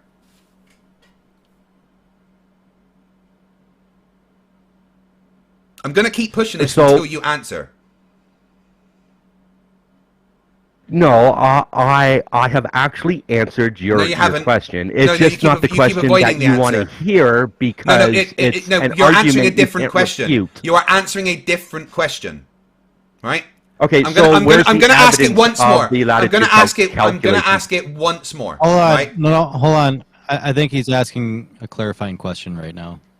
Show me the calculation of the I latitude. did it.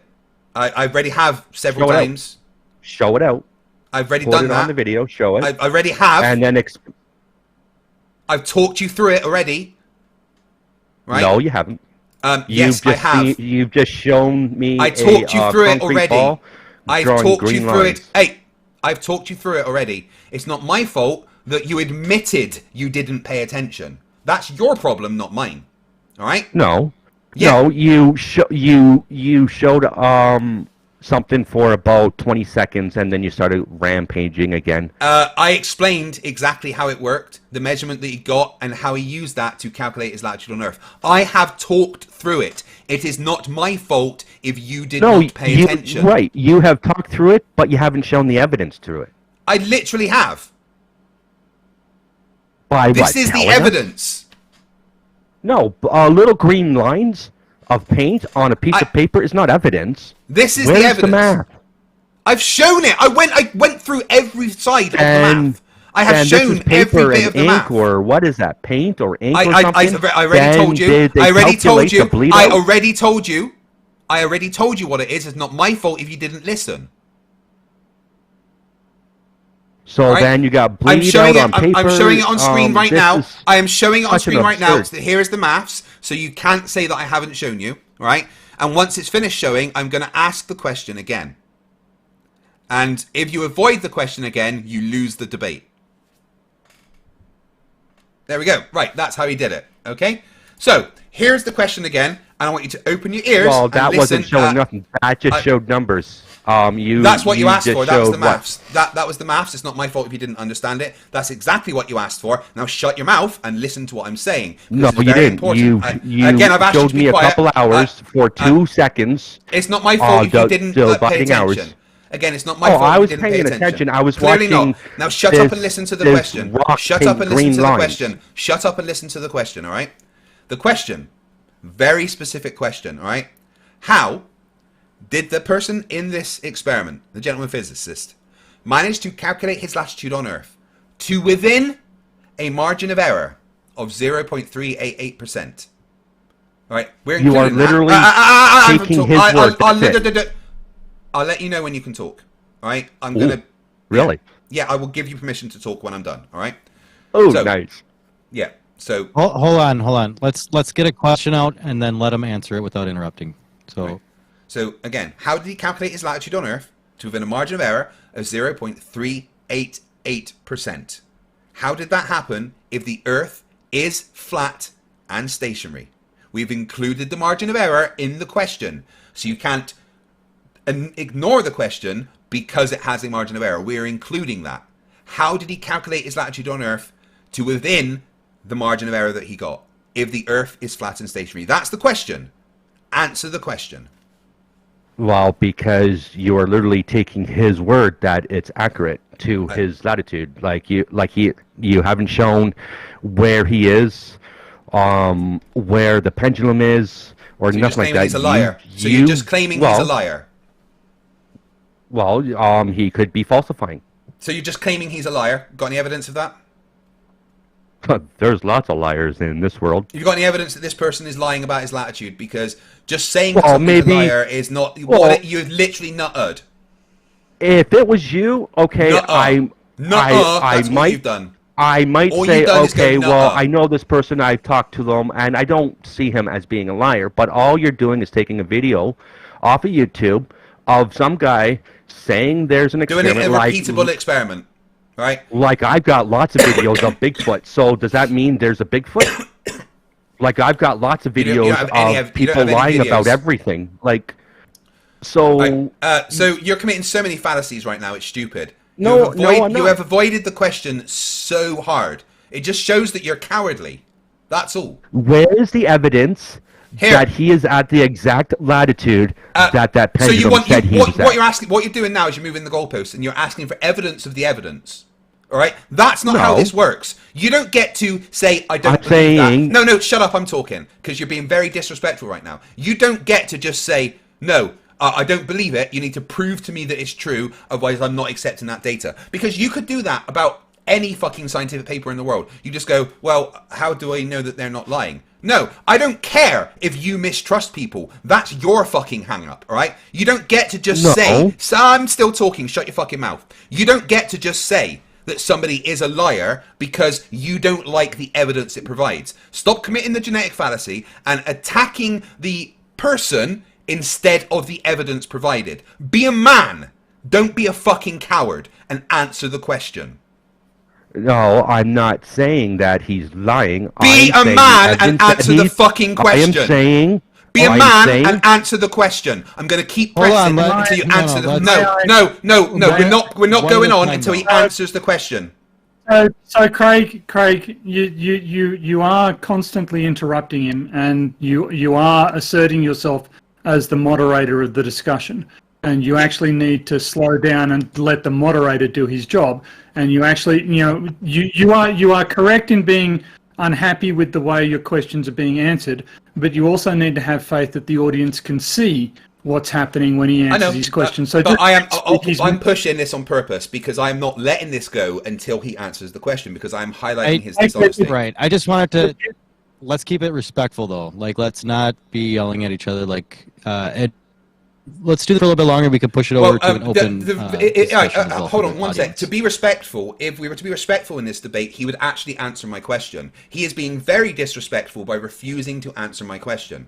All right, I'm not being respectful unless he does. Everyone knows that I copy the attitude of the person that I am debating. Right now, he is showing extreme disrespect by refusing to answer the question over and over and over. Until he answers the question, I will show him the respect that he has given me.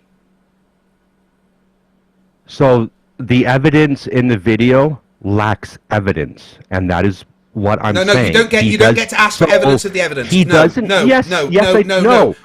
No, you do not get to ask for evidence of the evidence. That's a genetic fallacy. You're attacking the person instead of the evidence. Evidence. I can sit there and say that your evidence is not enough because I don't care. There are other I don't things care if you don't think it's enough. Answer the question.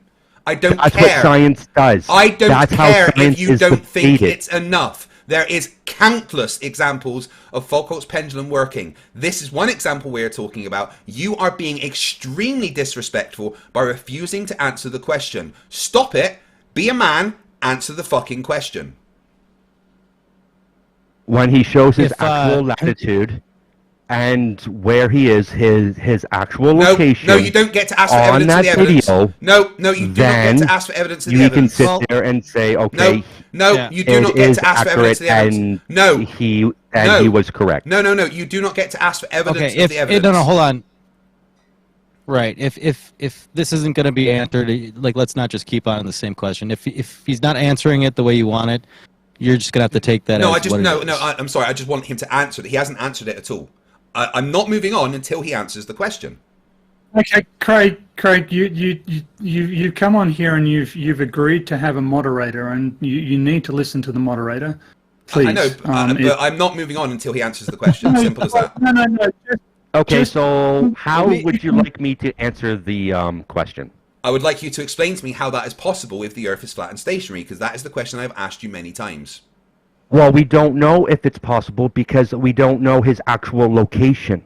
See, now if he would have given his actual location, latitude. The location of his latitude is. He's told you what his latitude is. Of what the pendulum said. That's it. No, he also told you his latitude, because his latitude is 48.4. That's what he says his latitude is, with the error 1.4 degrees, which is 0.388%. So we've done that. I am sorry. I understand there's a moderator here, but this is something that I am pushing. I am not moving on until this question is answered. He is answering different questions to the question that I am asking. The question is, how is this possible if the Earth is flat and stationary? How did they get this measurement? So Craig, you run the risk here of turning the discussion into just complete circularity, rather than. And what I would suggest in your position is that you make the point that he has not satisfactorily answered this question and seems unable to answer this question to your satisfaction, and rely on your audience observing it and understanding it. Because at the moment you seem to be arrogating unto yourself complete control over the exchange, and it seems unfair on the moderator, who is hosting you here. I completely understand, but the problem is that so many of these debates just turn into the flat earther not answering questions, right? And then nothing is ever done.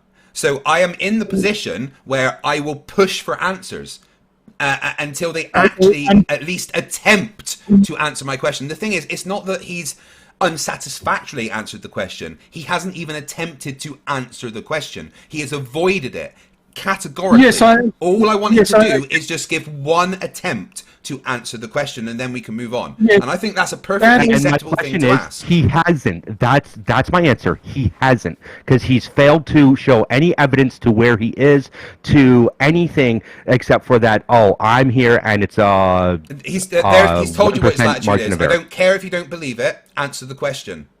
Your Well, personal he incredulity. did not show Your personal on the video- incredulity is irrelevant. It is very, very easy to Your take that personal camera, look out incredulity the is window irrelevant. to get a point of reference. Your very personal, easy your to do personal that, but he incredulity didn't. is irrelevant. And I have to ask, why didn't he just stick that camera out the window? Because to there was no prove- need. He didn't need to prove it because he didn't think people would There think is he was a need. liar. That's right? science. There is a need to prove No, you're fucking lying. everything. No, you're You fucking just lying. can't No, say shut it. up. You're lying. You are lying. You are lying. You are making up what you think science is. Nothing in You science just says. can't say Shut up, it. I'm talking. Nothing in science says that you have to show your fucking location. All you do is write down your location. Do you think Show every? your evidence. Excuse me. Do you think every scientific Location paper? is I'm still evidence. I'm still talking. Do you think every When it scientific? comes to I'm still pendulum. talking. I'm still talking. Right? Do you think every Yeah, hold on. scientific paper? CJ, just let him get it out, and then you can have a response. This guy is so fucking disrespectful. It's insane. Every single scientific paper that's ever been done, do you think it comes along with video evidence proving that where they were? No, because that's not how science works. What you are doing is putting your own standards of evidence on science. I don't care about your standards of evidence, all right? You are No, but avoiding... they also I'm have- still fucking talking, you dipshit. You have been for the last I'm 2 still hours. talking. I will Well, tell I you... would like to make an I will tell argument you when I on- finish on that. talking. I will tell you when I have Hold on. finished talking. All right?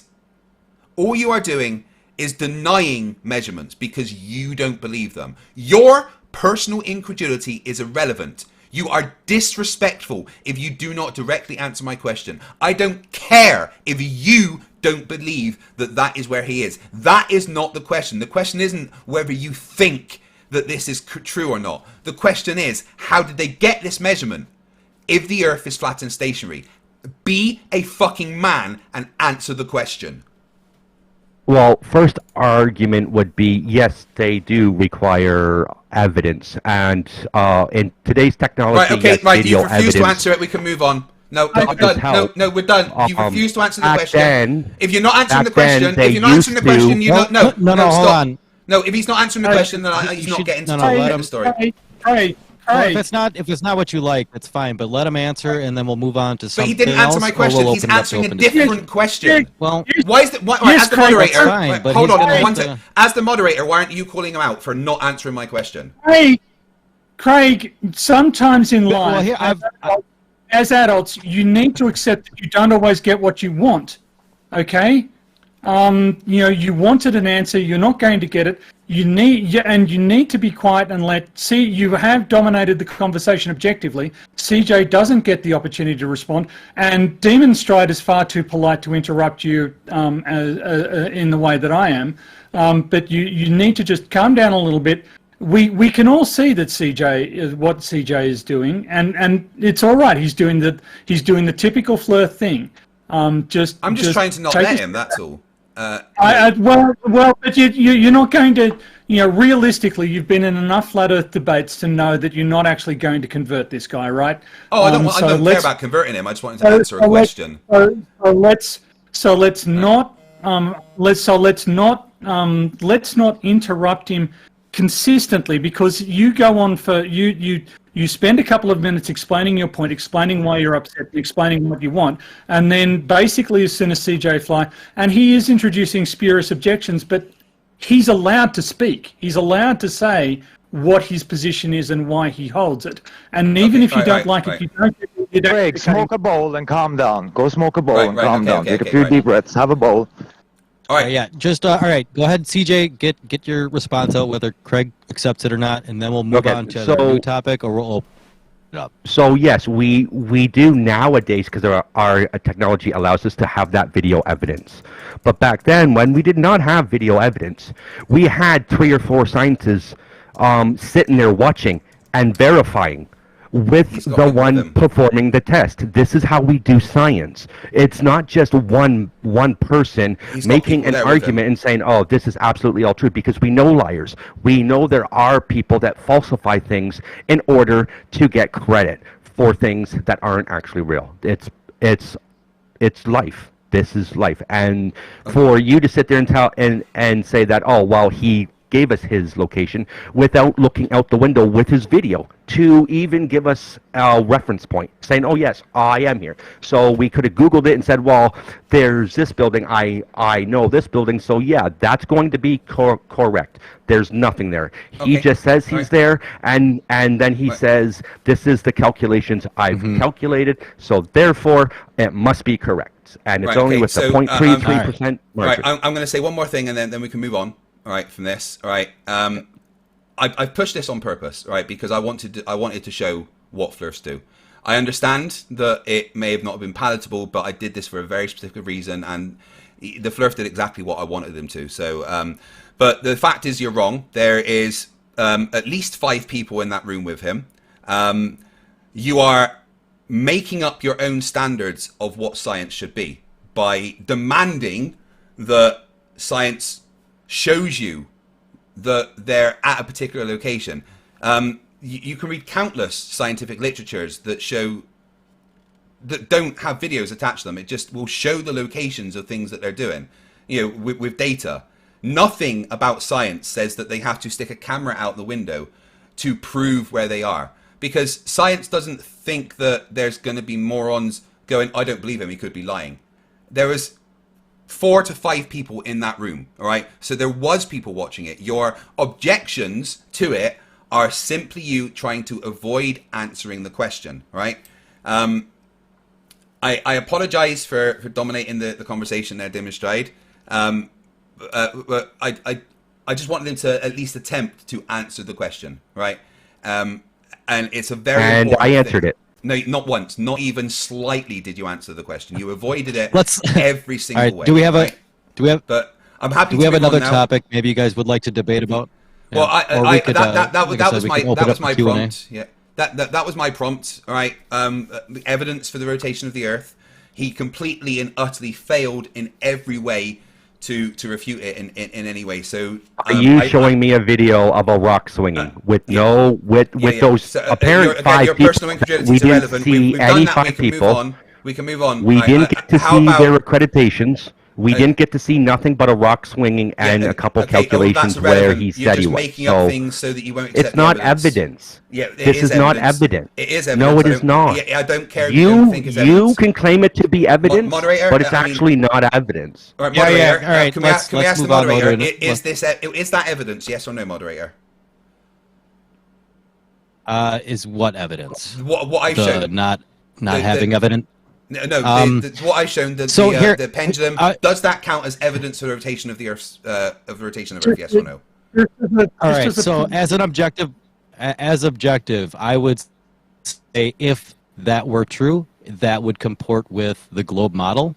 What CJ was saying, he isn't sure that matches with, the location and reality. So for him, he just wants, the extra camera. Whatever. Let's go to he can do it himself. Topic. Yeah, can I make a point that I don't? So the point of a debate is not to have the moderator say which side is right or not. Well, no, I'm not asking him to say if it's right. I'm just asking him to say, is that evidence or not? That wasn't the question. That wasn't ever the question that I asked. But for somebody to claim that is not evidence, I think someone like the moderator should be able to say, well, yeah, that is evidence. They can, this is a flat earth debate. You know that your opponent is going to flatly say things that you disagree with on a factual level. So let's just accept that and move on. Yeah. I was, literally just asking for clarification of if that is evidence under the this debate. Yeah. That's fine. I just think that it's supposed to be you versus CJ. So let's get back to that. Sorry, I'm just a nosy old man. I push people around. Sorry, but sorry. Apologies to Demonstrate. Apologies to CG Flight, and apologies to Craig.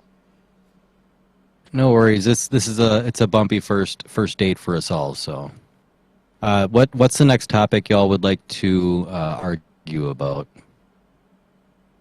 Well, unless there's questions. Yeah, from the I would audience, very much like now for. How about gravity? Well, hold on. I've just given my prompt and everything. We've discussed that. So I've given specific evidence for the Earth rotating and being a globe. So now I would like for CJ to give specific evidence that shows the Earth is flat and non-rotating. I think that's fair. Excuse me. While that wasn't my understanding of this debate, I was just sent here to debate you because of my own personal opinions or my own thought process. I don't have, if you like, if you I don't have any, Google that's fine. stuff, We can move something else. But at the end of the day, my own personal knowledge is what I'm going to bring up. And if you don't want, or if you don't like that, well, then that's just going to have to be because of the fact.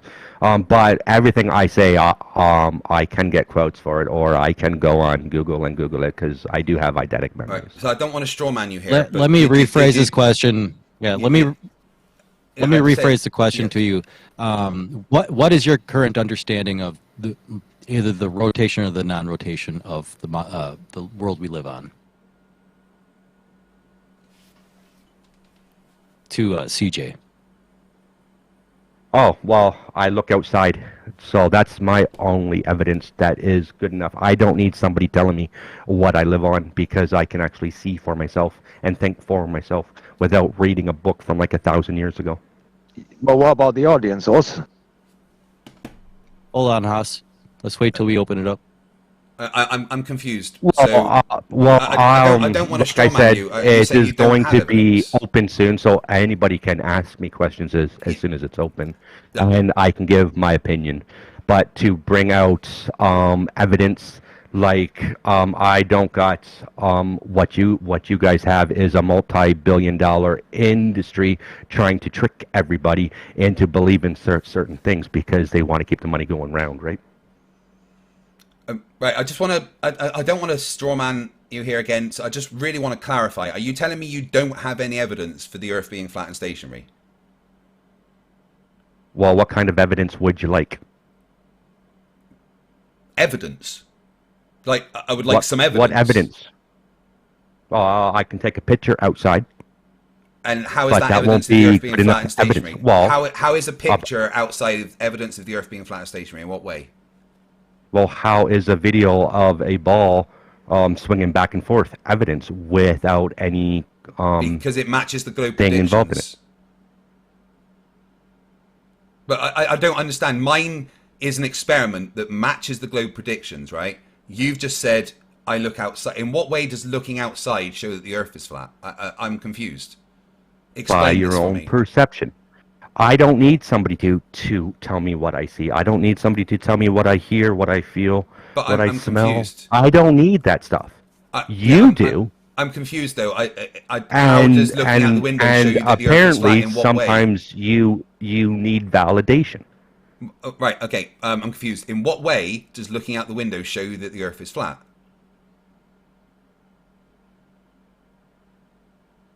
By just looking out. Does it look round to you? No. But there's a horizon, so yeah. Well, Everywhere I look, I see evidence of the Earth being a globe. Can you explain to me how looking outside shows that the Earth is flat?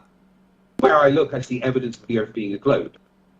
Can you explain to me how? Hold on. We're gonna do questions after. Sorry, I'm gonna server mute you for a second, and you can unmute and mute yourself back. We're doing questions in a little bit here. Yeah, sorry. Hold on. We're gonna do questions after. Repeating. Right. So go ahead and continue. Sorry. Yeah. So again, how does looking outside show you that the Earth is flat? Please explain that to me. Well, how does altering a video show that the Earth is round? You just or an image, or the ISS. About? Like, well, you're saying to give you evidence that the Earth is flat. Well, I'm telling you to give me evidence that the Earth is round. You don't have any evidence. I've done that. By showing me a video with half the evidence. No, that's all of the evidence, all of the data. No. Yeah. No, because he was in a concrete room without verifying his location and everything. So that's he's not verified evidence. his location. He doesn't need to prove it to us. We can go there and replicate ourselves if we want. Oh, yes, he does. No, he doesn't. Hold on. If we want to see if he's telling the truth, we can go to that building and see for ourselves. End of story. Yes. Then go. So then you can verify it, well, and if, then if make that, it if evidence. That's your standard of evidence, then you then need to make do that. it evidence by showing. It's still evidence. It's still evidence, whether you say it's not evidence or not. That is just one bit of evidence. I have infinite bits of evidence, but right now you are avoiding the question once again. The question. Please do not avoid the question. The question is specifically, how does looking out the window show you that the Earth is flat? Well, it doesn't show me it's round. Do you see a horizon? Yeah. Then the Earth is a globe. You can't have a horizon on a flat Earth. Why not? Because the horizon is an effect of Earth's curvature. Why can we not use perception? There's nothing to do with perception that would make a horizon. That's not how perception works. Do you mean perspective? Because even that doesn't work. Well, perception and perspective. Like how does perspective make a horizon? To a flat Earth. Everything. That's why people believed it was flat for so long, because of their perception even the ancients of knew their the Earth was a surroundings. globe. Yes, they did. No, the like globe the has Egyptians only knew the been Earth was a going globe. on for about 2,000 years. No, the elites believed it, but the average man, the farmers, no, they did not. So what you're saying is dumb people didn't know the Earth was a globe. Brilliant. But you haven't answered the question. How does looking out the window show that the Earth is flat? Please define what you're talking about. Because it does not show it's round. But there's a horizon. Horizons are only possible because it's an effect of Earth's curvature. Well, that's your belief with no evidence. No, that's not a belief. That's factual. The horizon is an equidistant point all around us. That is the a 2D intersection of the sphere that we're on. That's what a horizon is. There's no reason, if the Earth was flat, especially at sea, that there would be such a defined, crisp, clear horizon. If the Earth was flat, and I've actually modeled this out, if the Earth was flat, then at sea, the horizon would just be an indistinct blur in the distance. That is not what we see in reality.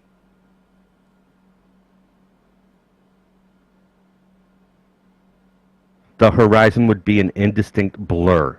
Yes. Oh, what do you mean by that? It would not be a crisp, clear line like we see in reality. It would just be an indistinct blur in the distance, hidden by atmospheric phase as you get further and further and further away. There would be no clear, distinct horizon at a predefined distance away from us. Why not? I just told you why. Because if the Earth was flat, it would just go off into the distance. There would be no horizon. The horizon is literally a result of the Earth's curve. There's an explanation for the horizon on the globe. There is no explanation for what a horizon is if the Earth is flat.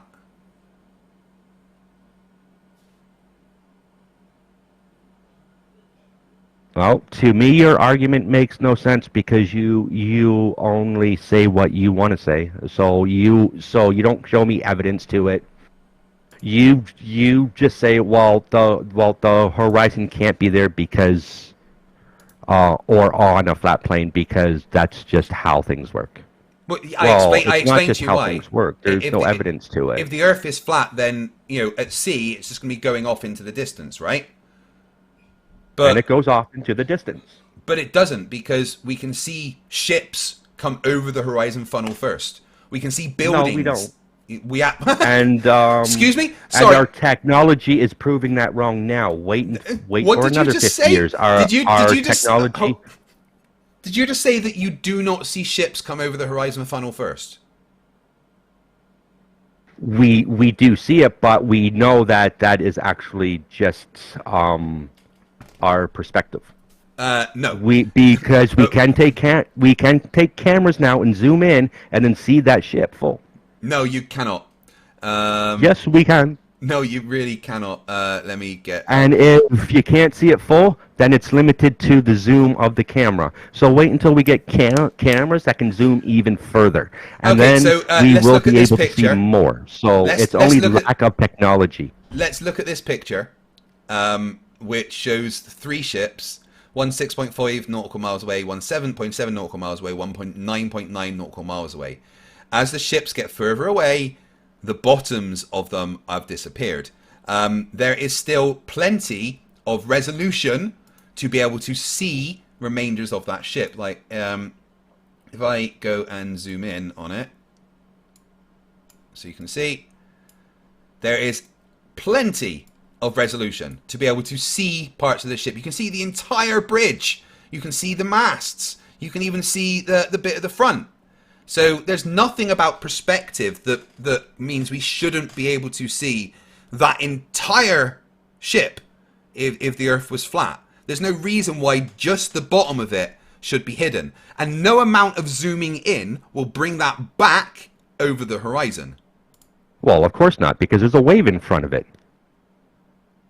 There's a wave. So you're not going to see through a wave. Like, do you know how big a 1 foot wave that is 100 feet away from you would appear when it's zoomed in, and you're trying to zoom into like 2 miles away or however distance that is? Okay, so you can see, right, looking at this, this is, I'd say, sea state 2 at the most. So you're going to get waves that are, I don't know, maybe 30 to 40 centimeters maybe. However, the ships are, a lot bigger than that. There is no way with the height with the height of the camera. Yeah, it's a ship. There's no way with the height of the camera that the entirety of the bottom of this ship is going to be hidden by a wave. And the fact that there is a horizon showing that's quite crisp and clear shows that it's not a wave, because waves are at different heights. Where is that crisp and clear horizon? I'm literally showing it to it right now. See the line? Well, right I don't across see it the crisp middle. and clear. Maybe your eyes aren't working. I'm not sure. But no amount of zooming will ever bring that ship back. None. Well, no, ever. Because the waves are in the way. A wave that is 30 to 40 centimeters can't hide a oil vessel that is a lot bigger. That's not how that works. Do you know that the farther you go out, the smaller you appear?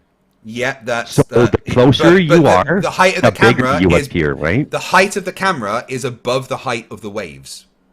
So it's not going to hide How it in do you that know? way. You can clearly see. You can clearly see that the camera is above the height of the waves because you have to look down to see the waves. Well, I can see a swell right there, like right where that red line is going down. That's a swell. There's no swell. There's a wave in front of the horizon. Exactly. So it's hiding the ship because that wave is in front of the boat. Probably but about that wave maybe isn't across the entire length away? of the boat. That wave isn't across the entire boat. It's just a tiny little white bit. It looks like a swell. Whereas the entire boat is hidden by the same amount. Well, the entire boat's not. Like the masts are still there, the right? Bottom, the entire boat, the entirety that is hidden by the same amount. Waves. So there's no way waves could cause this. Right. So you are saying that is because it's around the curve. Yeah, and even on a masses completely still day, even on a completely still day, you still get the same thing. Even when there's no waves, you still get the same effect. And yes, the masses appear to be standing straight up because on Earth, excuse me, on Earth, 1 degree is 69.1 miles. So that's only 9.9 nautical miles. So it's going to be a small percentage of a degree. So the mass wouldn't look like they were tilting. So it's showing a visible swell, and you're just trying to disregard that entire thing. What visible swell? There's no visible swell. I The can actually horizon see is it. the same all along. And you said that my eyes are bad. Define what a swell is. I don't think you know what a swell is. Yeah, you can actually see the damn Can wave. you define? No, Can you define what? Can go you define over. what a swell is? Right for me, there. Please? That's a swell. That's where a wave is starting to form. So the little And white you can bit, see it the because little- you can the- actually see the hold 3D. on, hold on. So the little white bit that we're talking about underneath. that red line, No, I'm talking about the entire wave. what entire wave? That's a wave right there. No, that's the horizon. in Which front- no. look, because the horizon goes along all the way. That is the same length. There is no wave that is the entire horizon. The waves. Well, there it's not. the no, wave, but the over. wave, I'm yeah, still talking. right there. Hold on, I'm still That's talking. a swell. I'm still talking. The waves. Let's are the waves are the one at a little time, white guys. bits, right? The waves are the little white bits, not the entire horizon. If that, No, if the the entire little white horizon bits there, are- if the entire horizon there was a wave, that would be a tidal wave. That's a swell. Look up what a swell is. Define what a swell is. So that's those little fuzzy waves are just small little waves, and then there's a larger wave which is a swell, which it's forming a larger wave, and you can actually except see it goes in across the actually, whole way. like, I don't understand It why. literally, you don't right. see that swell. What you're saying is a wave goes across the whole way to all 3 of the boats. No, Yes. not here, but over here, right where the three where's towers the are. swell? Where does it go up? Where is the extra bit of water that is apparently a wave? From the first tower to the third tower. So what you're saying- from the first tower going right to the end. So There's you're a swell saying that right this there. whole bit is a swell? No, it's not. That is a line Yeah, that goes you- across the entire thing. You can look at it because you can look at the white and see how it's forming a 3D look, right? Yeah, that white it's going is way in two- front of the horizon. It's going in 2 directions because the swell is down, but the waves are coming up. Right, I've See asked how you it's going several vertical times. and Right, horizontal right. at the same time? I've asked That's you several impossible times to unless there's a define swell. what vertical and horizontal. What are you on about? Now, I've asked you several times to define a swell. Can you please do that? I'm telling you, it is the beginning of a wave, or it could have been caused by that boat passing. No, that's not what. You don't know what a swell is, do you? Right, a swell, a oceanic swell is a wave. Hold on, man. Battlemad, sorry, Michael. We're going to open up to open discussion here in a little bit. Oh, well, I think these guys got a little bit left. It says open chat, my bad. Yeah, so... No, well, we got an event going right now. My bad. A swell is like a collection of waves. It's not the beginning of a wave. I mean... I don't understand your argument here because there's no difference in the height of the horizon all the way along. And like I said, this observation would still happen regardless. Yes, there is. This observation, no, there isn't. The line Move doesn't over. go up. It Move doesn't over. go up. Yeah, I'm there. It doesn't go up. The line And is the you same. can see the white waves. The white waves are above the horizon. Are in 3D. So that's telling Yeah, me the white waves that are above there the is horizon. a wave there.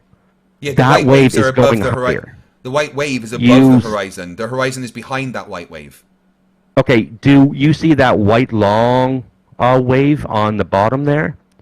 That's the level of the water, and there's a wave that goes up. white? No, the You horizon. can't see That's it. the horizon, and it goes Because along the whole. because I can see the The wave. horizon goes along the whole way, and it doesn't change the where it is. It's the same, like height the whole way. There is no swell over here that's higher than Or the rest wave, of it. since I've been corrected. Wave, sorry. Well, there's no wave over here that's higher than the rest There, of it. There is, and you're being really not. disingenuous. No, you're being a liar. You are just lying. Right now, you are straight up lying. You are straight up lying. I can see the You are wave. looking at it and you are just lying about what's there. No, hold on. If you disagree, that's fine, but let's not talk over each other and yell. Okay, all right. He's lying about what's there, though. So, as someone was in the military, in the Royal Navy especially, seeing ships come over the horizon, funnel first, is something that we would regularly see. And no amount of zooming in with any equipment would ever change that. Would get you to see underwater? Of course not. Why would I want to see underwater? Well, because apparently you want to see the whole ship to debunk flat earthers or debunk people that don't believe in the globe. Nice straw man. The point is that the ship comes towards you, and it appears funnel first, and then the rest of the ship, top first, and then all the way to the bottom. That's something that wouldn't happen if the Earth was flat. If the Earth was flat and a ship was coming towards you, then the entire thing would kind of come into resolution at once, because there's no reason there's no reason the bottom should be cut off. Well, and you can still see the top with it happens at sea state 0 when there's no waves, right? No, Yes. there is no way to calculate it because we always have waves. No, at sea state 0 there's no waves, and I've been at sea state 0 many times. It's fucking creepy. When you're at sea state 0, right? It's the water is so still that unless you look down at the waves that your ship is making, you don't know you're moving. That's how still the waves are, the water is. And even like that, you can see ships come over the horizon, top first, and then working down. There's no reason that would happen if the Earth was flat. Just like there's no reason that the Foucault's pendulum would show what it shows if the Earth was flat. Well, you showed a picture of a boat disappearing when another boat was passing it, and totally disregarding the fact that there's waves. I haven't disregarded the fact that there's waves, but waves would not hide the entire ship. Well, it's not hiding the entire ship. They would not hide the entire bottom of the ship the same amount if it was waves. Because I can see, I can see the deck. Like, it's not hiding the entire ship. You can't see the deck. You're literally just making stuff up. Right, you are literally just making stuff up now. There's no deck there. No, I'm not. Yes, there is. Right, moderator, I'm sorry. Is he looking at a different picture to me?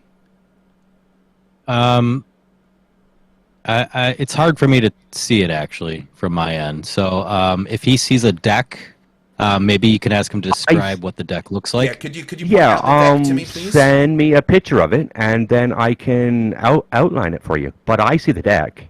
Well, could you describe what the deck looks like? I see the deck under the first mast. I see the deck under the second mast, and then I see the deck from the third mast all the way to the end of it.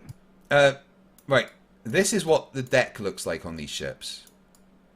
Right? Where is the deck on that? The deck is under the deck's hidden by the horizon. There's no deck. No, there. I can actually. I see the deck. Sorry. So right now, I'm sorry. I have to call you out that you are just a liar. No, I'm not. Yeah, no, you are literally you are literally looking at something and lying about it. I'm sorry. Why are you lying? Give me the photo, and I'll show you the deck. No, everyone can see this picture right now. It is full screen on my stream where there's 658 people watching, right?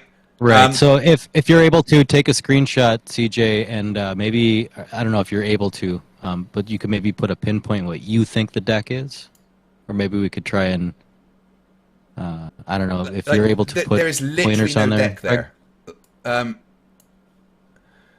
See, BattleMod just posted it in chat. If anyone wants to look at chat. Where did he do it? I'm actually blown away by this in particular. That apparently there's a deck there. Yeah, thanks, BattleMod. So he's posted the picture there. Joe, just give me a second here. So could you please point out where the deck is?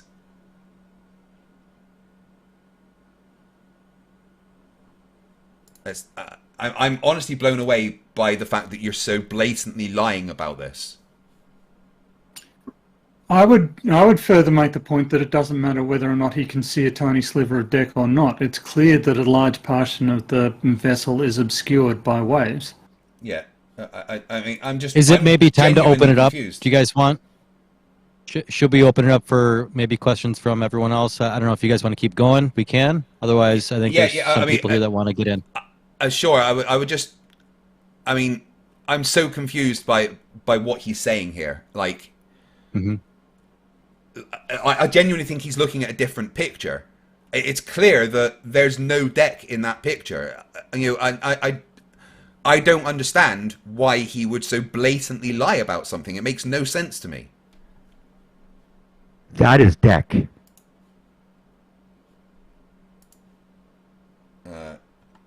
No, where's the deck? If I may, if I may, the Flerf here doesn't understand what the word deck mean. You have to remember that he's a layman. He's not a navy, so he doesn't know what part of the ship is called the deck. Hold on. He thinks the line thing is the deck. He's using layman terms here. So you have to remember that and explain it to him. Did you? Hold on. Did you guys? I can't believe. Ray, hold I can't believe someone is explaining to a man in the Navy what waves are and what a deck is. I can't you guys believe want to open it up, right? Yeah. I want to put this up full screen so that my stream can see that he's just highlighted nothing, and apparently says that that's the deck. He's just it is a very poor argument. Let's let let's let BattleMod in here. He's got something to say. If you don't think that that's the deck, then you're being disingenuous. No, you're just because lying I can about see what it it is. clearly. There's no deck there in the fucking slightest. I'm actually right. No, because I can actually, because if you actually gave me a better picture, then I could do it instead of a screenshot of a screenshot, right? I mean, you are literally just lying. But anyway, BattleMod wanted to say something. No, I'm not. You are. You're a liar. So you're telling me that that's waves, or you're a liar. That's the It doesn't matter what you say because you are telling, because that is not the same. Anyway, as excuse me. water. Will you do the respect of letting BattleMod talk because he's been trying to talk? Yeah. So CJ, go ahead and let BattleMod in. Unless you have, we'll let both of you have a final say when we get the open discussion done. But maybe gather your thoughts now while BattleMod's talking. Go ahead, Michael. Yeah. Listen, I was just going to say, I can see what he's saying is this is the deck, but to say that it's visible and we can see the deck is just ludicrous, man. So maybe, yes, we know in that general direction there is the deck, but it's so distorted you can't see shit. Well, then why can I see both ends of the ship? If I can't see the deck, why can I see both ends of the ship? You can't. I don't know, but I don't use images because they're distortions of reality. They're not reality. You can see both ends of the ship. Well, I can. No, you can't. Yes, I can. So how are you to say that what I can see is different than what you can see? Because you're just making stuff up because you're a liar. No, maybe you should get glasses because I can see both ends of the ship. I'm actually wearing glasses. Well, then maybe you should get better ones. No, they definitely work. But you're literally just making stuff up because you're a liar. Oh, actually, I'm not making it up. Like, No, I can really see it are. clearly. And I've actually asked several people here in my own household. And, yeah, they actually see it too. No, you haven't. That's a lie. Okay, is there somebody else that wants to get in? Is there another question? Yeah, just before we do, demonstrate, I just want to apologize to you for being aggressive. I'm not going to apologize to the flat earther because I think he's a liar, but well, that's fine. You don't have to because I understand there's no the way here. that I was pushing that was disruptive, but like Tony said, I've been in so many flat earth debates, right, that they always get away with not answering questions because they know that if they answer questions, it's going to destroy their entire point. So I wanted to push and push and push and push until I broke him, and I did what I meant to. Yes, I may have been a bit aggressive with it, and even some of my own chat found what I was doing a bit unpalatable. But there was a reason that I did that, and it exactly did what it meant to by exposing him as a liar and a coward that will not even engage in an honest conversation. Okay, yeah, so I'm so sorry that my answers I wasn't talking to you, I was talking to Damon Stride. Hold on. Yeah, hold on. CJ, right? Let me respond to that. Yeah, no, I think honestly, it's fine. You don't have to apologize to me. I'm not hurt by it. Maybe, yeah, the audience is who needs the apology. Maybe me too. Like, I'm sorry I didn't even PhD coming in. I'm getting new to this. This is the first big debate we've had on the channel, so I think the whip's coming out next debate. So I just wanted to quickly pop in and say, look, I've been in a lot of these debates, and I know how you can get carried away in the heat of the moment. But you know, I just wanted to help demonstrate out, and sorry, demonstrate. It might have felt like I was trampling all over you, but I just wanted to sort of try and calm things down. The other thing that I wanted to say is that throughout this, there are 2 points that I would make about CJ Fry. A, somebody who accuses everyone else of inventing or making up evidence is likely, it likely believes that because it's what they would do in that position. That is actually wrong. Have you lived the last 3 years in this world? I was still speaking, in fact. By insulting me, you don't get to insult somebody without a response. What you did with the image at the end there, claiming that you can see a deck, is an example of you just making stuff up to suit your argument. But the other point that I would make, just because you can't see it doesn't mean I can't, because I can see it. Yes, right. Well, I would like to point out that CJ wasn't able to like actually point out where he thought the deck was. So yes, I did. Oh, you did? Yes, you did. I did. Yeah, I didn't see that. I saw Battle Mod post it, but I didn't see where you put it.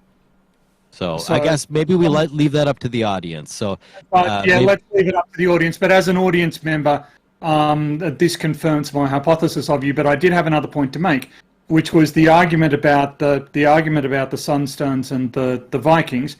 The Vikings made it. This is just fact checking. You can look this up. The Vikings did not conquer the vast majority of the Western world. They conquered England and a portion of France. They raided widely. They did make it to Africa. They did make it to Asia. And when I say they made it to Asia, they made it to Turkey.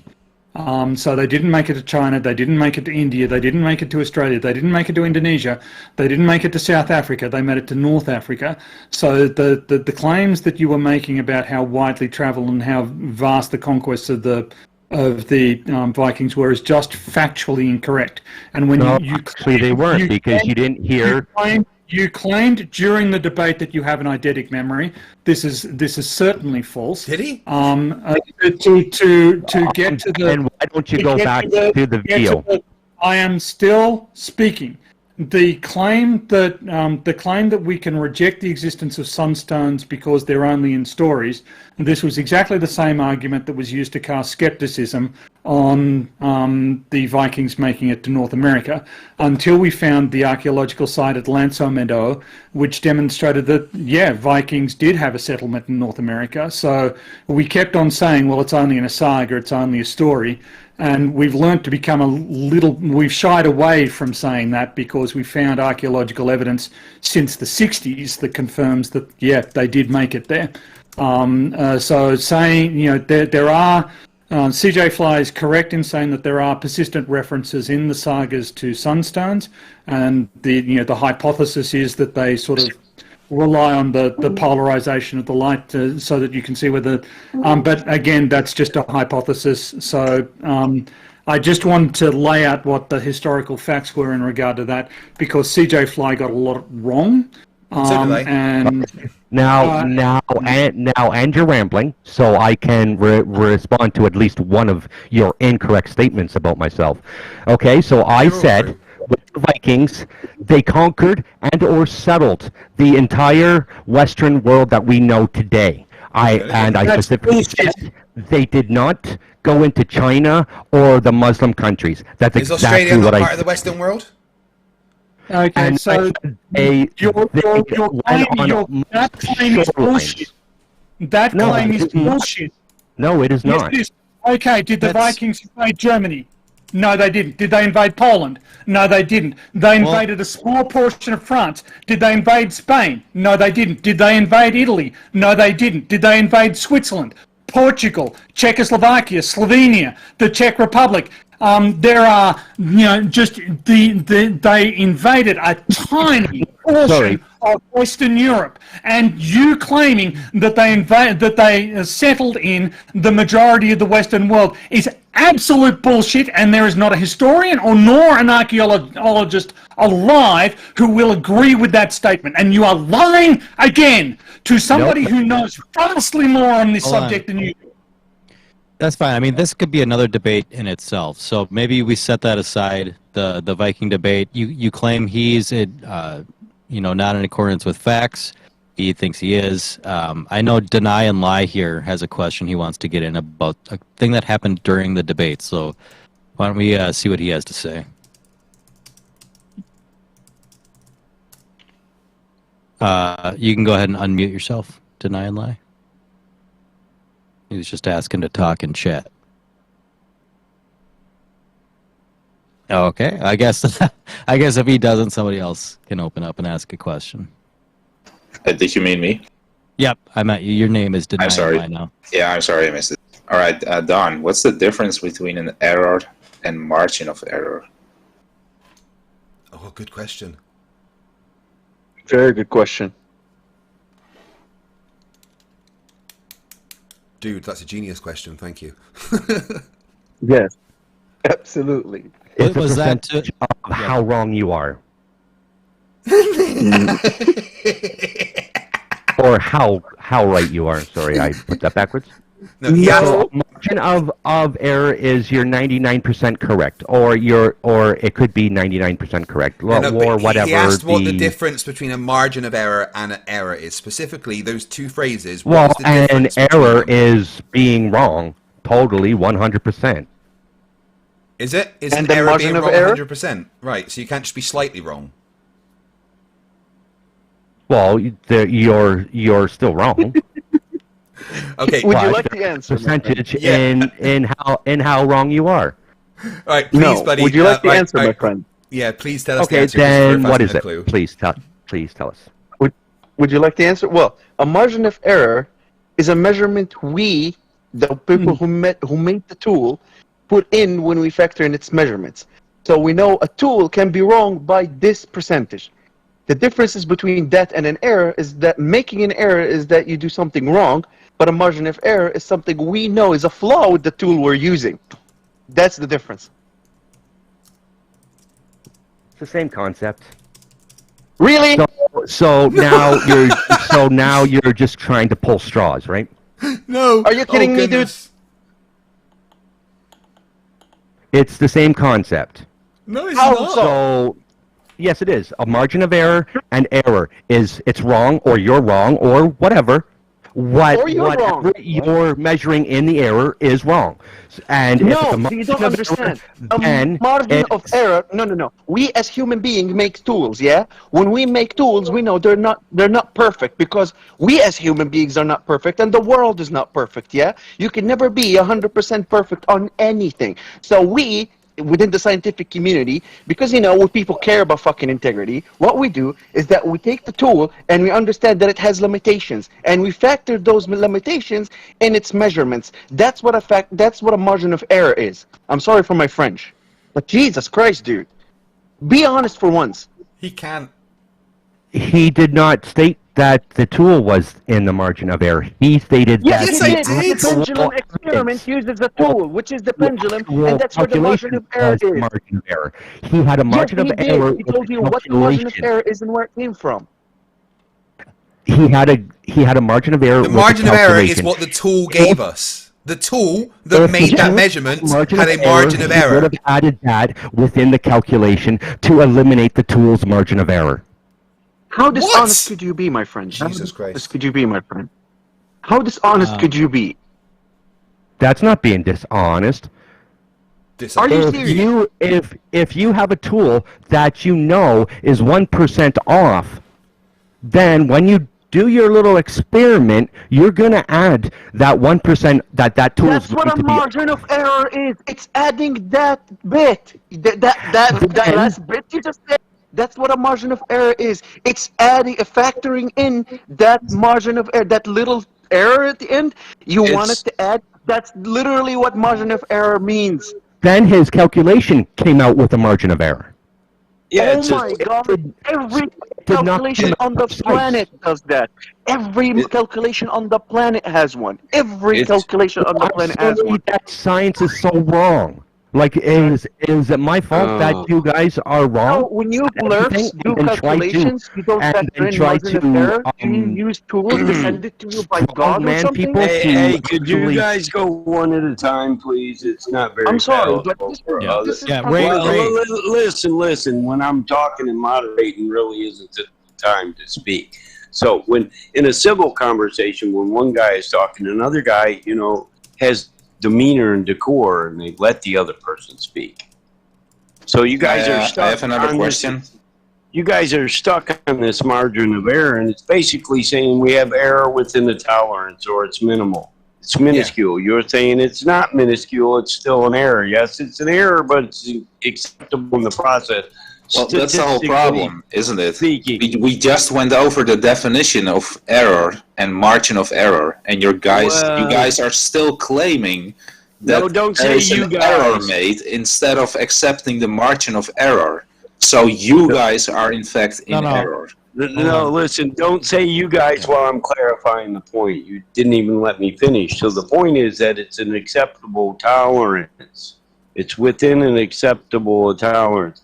It's statistically speaking. So don't say you guys, because I don't deny your point, and you wouldn't know that I did it unless you let me speak, actually, instead of interrupting me. Yeah, so can I make a point here?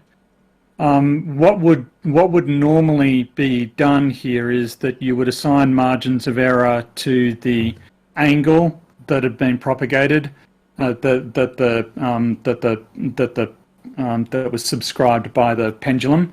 You would assign a margin of error to your time measurement, and you would propagate those formally through your calculation using the relevant formula. In this case, they're multiplications and divisions, so you're using relative errors, and then you would turn it into an absolute error at the end. There was one point that I was a bit confused by. What was the error on the actual error on the observation again? 1.4 degrees. No, 0.388%. Okay, 1.4 degrees is not 0.388% of 48.9. So I'm not sure. Oh, so someone gave me that. I can do that myself. Okay, so 1.4% is more like is more than a 2% error, unless your latitude is north of 70 degrees. So the formal error here is northward of 2%. That doesn't change really any of the discussion backwards and forwards. But I was confused. It just makes it more wrong than what it was. I'm sure it's zero. I'm sure it's 0.388% because 1.4 degrees divided by the 360 degrees of Earth is 0. Well, yeah, but that's not how errors are calculated, right?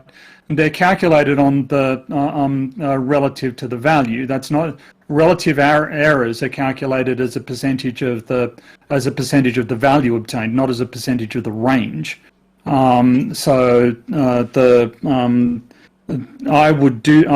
I were asked to calculate the percentage error there, I would 1.4 divided by 48.9 would be how I would calculate it, and I've not come across this idea of dividing by the range. So but this doesn't matter because we can turn CJ Fly's argument against him.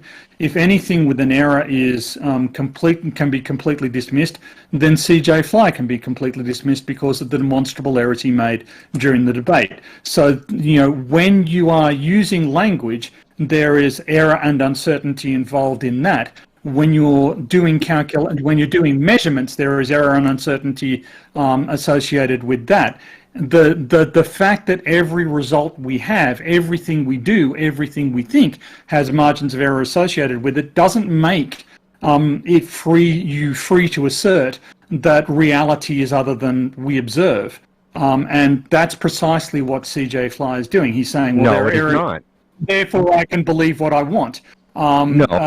If you heard through the video, I said exactly you cannot die on this hill over a 2% or over the 1.4 degree error. You cannot die on that hill. So that does not mean just totally disregard it.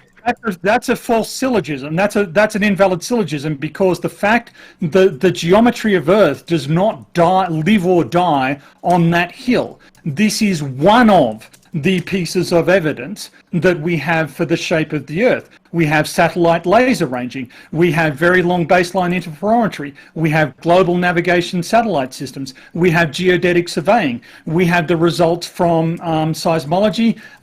We have abundant evidence about the shape of the Earth, and indeed, people study the shape of the Earth and its gravitational field professionally, and I am one of those people. And you telling me that this is the one piece of evidence, and therefore any error in it makes the entire argument completely wrong, is just fatuous. We have vastly more evidence than you are even aware of about the shape of the Earth, and you don't get to say, well, I don't believe this piece of evidence that is consistent with that argument because of this error, because there are vastly more data sets that have vastly smaller errors. For instance, GPS demonstrates unambiguously that the Earth cannot be flat. But you don't care, and their measurements are accurate down to below the centimeter, which is less than 1,000% is the margin of error on GPS. But you don't care about that. Also, you'll say that that's in error and that's wrong. So you're just making excuses for rejecting. You can't just sit there and start bringing up evidence and claiming what I would believe or what I wouldn't believe, because it was not brought up in the debate. The evidence that was brought up in the debate, I said you cannot die on that hill because there is a margin of error, and just like most of the stuff that you do or claim to do has a margin of error, you cannot die on that hill for those claims. You see what he just did there? I'm talking to the audience now. You see what he just did there? He said, what you claim to do. He was insinuating that I'm lying because if he were in my position, he would lie. This is a giveaway. This is a giveaway for a person who is pathologically dishonest. And we'll just make up stuff. We'll just make up stuff. I'm still speaking. He will just make up stuff to suit his argument. We saw him doing it all through the debate, and now he is accusing me of doing the same thing. He is projecting onto me his own character flaws. No, you claimed it. So therefore, I reiterated that what you claim. I don't know you from anywhere. This is the first night we've, I think, met. So now maybe if I get to know you a little bit better, okay, then there might be some trust put in there, or you show me some evidence. Doesn't have anything to do with your trust. You claim, then it does. Have you guys has anyone in this channel seen the last 3 years? Yeah, 99%. Of all conspiracy theories are coming true. Okay. No, come true. So don't tell me that I'm being dishonest because of what we've seen. All you've done. Oh, so no. Jeffrey wants to get in here. If you guys want to make room for him to ask a question, go ahead and unmute Jeffrey if you'd like to ask it. Well, I think Gambino wanted to go before me. But I didn't see that. Yeah. So Does Big Gambino want to ask the question first? Because I do have a question for CJ. Yeah, you can just go and then Gambino will go next. Okay, so my question for Don is, since Craig showed how a globe earther would use a globe earth-based method to determine their location on globe earth, what flat earth-based method would a flat earther use to determine their location on flat earth? The same method. Like, they use sextants, they use sun rocks. If you weren't watching the video, I think we've already discussed this. They would use the same methods. You mean a pendulum, which requires the Earth to be rotating? Sextant. We don't use a pendulum. Of course, yeah. Sextants also require Earth to be a globe to get an accurate result. Yeah. So. No, it doesn't. Yeah, it does. Yes, it does. No, it doesn't. It absolutely does. Yes, it does. That's how you... Oh my God. Don, can I ask you a question myself, please? I've only been within... not within, sorry. You have to excuse me a little bit. My English is a little bit rusty. I haven't used it in years. I've only been talking to flat earthers for the past 3-4 days, and I've been invited and kicked through several servers. And I've noticed one thing that seemed very common, and I think it's why you keep using the word claim. Yeah? So I'm going to be very charitable, but I really want an answer. It seemed to be a common theme that unless I have done every experiment or took every measurement myself, I'm not allowed to talk about it. So I keep repeating this thing to people before I ask them. Do you understand that I only have about 80 years of lifespan and I can't repeat every experiment done by human beings to talk about it or confirm it? And do you think I can do that, like talk about something that I didn't go myself to X place, to X location, and hold X device to take X measurement? Do you think that's possible? Well, that's what you demand of everyone that argues against your model. That's what you all expect us to do. So why can we not expect the same thing? No, what we expect you to do is one experiment and one measurement that confirms your position. There is also a question from... You will just deny it. And that's what I've come to learn in the 3-4 months that I've been in these Discord channels is all you globies do is just deny everything unless it's deny what? You your haven't model. given us evidence. If you give us evidence... I gave you evidence, whatever. What evidence did you give? You said I looked out the window. Whatever. You also, you didn't present an alternative method. In a concrete room to sit there and say, see, this is where he is. Seriously, yeah, what evidence okay. did you give? Your evidence is nonsense. No, my evidence follows the globe model and matches predictions. What? Seriously, serious question. I showed you hold on. Serious question. What evidence did you give? Well, I'm sorry you have bad eyes. Stop 1 second. Hey, I'm asking a question. Hold on. Yeah. Please, please. Let me ask this one question because this is very serious. What evidence did you give? Go back in the video and you will see. All right. Could you please just summarize? Please, could you summarize? Hold on. It's not evidence. Hold on. Okay? Could you please summarize the evidence that you gave? My arguments, but you knew that I wasn't coming here. What was your arguments? Hold on. Evidence. I'm confused. Did I miss it when he gave evidence? You knew I was coming here with my own opinions, not hard evidence. So for you to try to say, everything yes, you did. No, I didn't. I had no idea of that. Oh, yes, you did. A debate usually comes with evidence, not opinions, mate. No, your evidence because you were trying to prove the globe, and it's like, well, you can't because you have no evidence to prove it. I've got plenty of evidence. I showed evidence. You went nut up. But the question was, hold on, bud. The question was, you said that you showed evidence. Could you please just tell me what evidence you showed? My personal opinion is evidence to me. That's not evidence. Well, apparently to him it is. I don't have a personal opinion. He showed videos with false locations and everything, claiming it to be. You just claimed it's false. Why would you assume it's false? They failed to show their location. What about the millions of people around the world do the very same experiment to confirm it for themselves just for fun? Why would you assume this one is false, so all the others are? And a lot of the time, flocculum pendulums are inaccurate. A lot of the time. Where did you get that claim from? You can Google it. I can Google pictures of dragons. If it shows me pictures of dragons, does that mean dragons exist? Exactly. They cannot repeat and duplicate exactly, and that's science. They do every day. No, they do not. Yeah, they do. You're just lying. They do. No. Yes. No, they do No, not. you're just lying. They do. Accurately? No, they do Yes, not. they do. Yes, they do. Accurately, yes. So because we corroborate our findings together. So if somebody can take my measurement and compare it to his measurement, and it gives out the same result using the same method. And it will give you a 1.4 degree margin of error.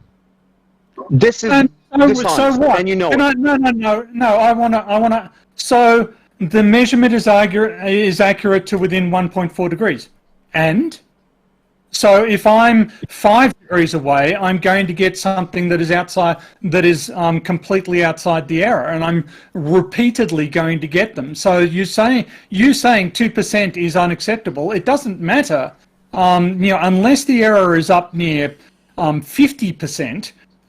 We can start having confidence in the results that are coming out of it, and the more we do, the more that are consistent. The more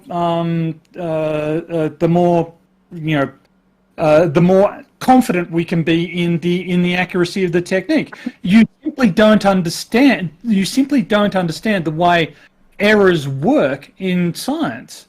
I can give him an example. I can give him an example to understand. It's very practical. Guns sometimes misfire. Yeah, all firearms sometimes misfire. There's a slight chance of firearms to misfire or to get jammed. All types of weapons all over the world, made by all manners of countries and suffix, know this. Yet they rely on them to defend themselves. All right, Ray, I'm going to ask you to take a backseat. We have a couple other questions here. Big Gambino doesn't have a microphone. He's asking, my telescope does math to point at any object in a catalog. Knowing only my GPS location and local time, what math does it do? It depends on the algorithms that the software is using. All right, and DeMoser has one regarding the margin of errors. If you want to go ahead and unmute, you can go ahead and unmute, and then Incarnation sounds like has something to say after that. Well, what I have isn't technically a question. It's more of a statement regarding margin of error. Margin of error is you can think of it as intellectual honesty. They exist because there's always some degree of error. Not as was said there, not all truths are important.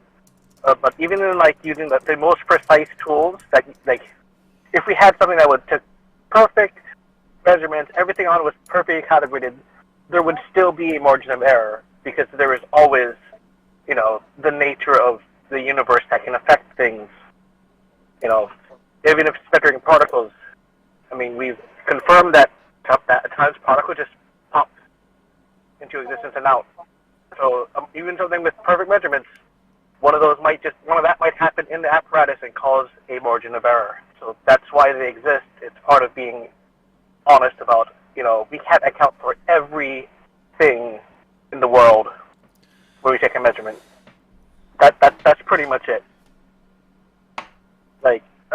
Here you're getting hung up on margin of errors, and it's really confusing because he's doing it to try and dismiss measurements. That's what it is. Any measurement we present him, he can now go, oh, there's margin of error. It's wrong. It's Flerf dishonesty 101. That's all it is. Yeah. There's a degree in it being that's exactly wrong. What it is.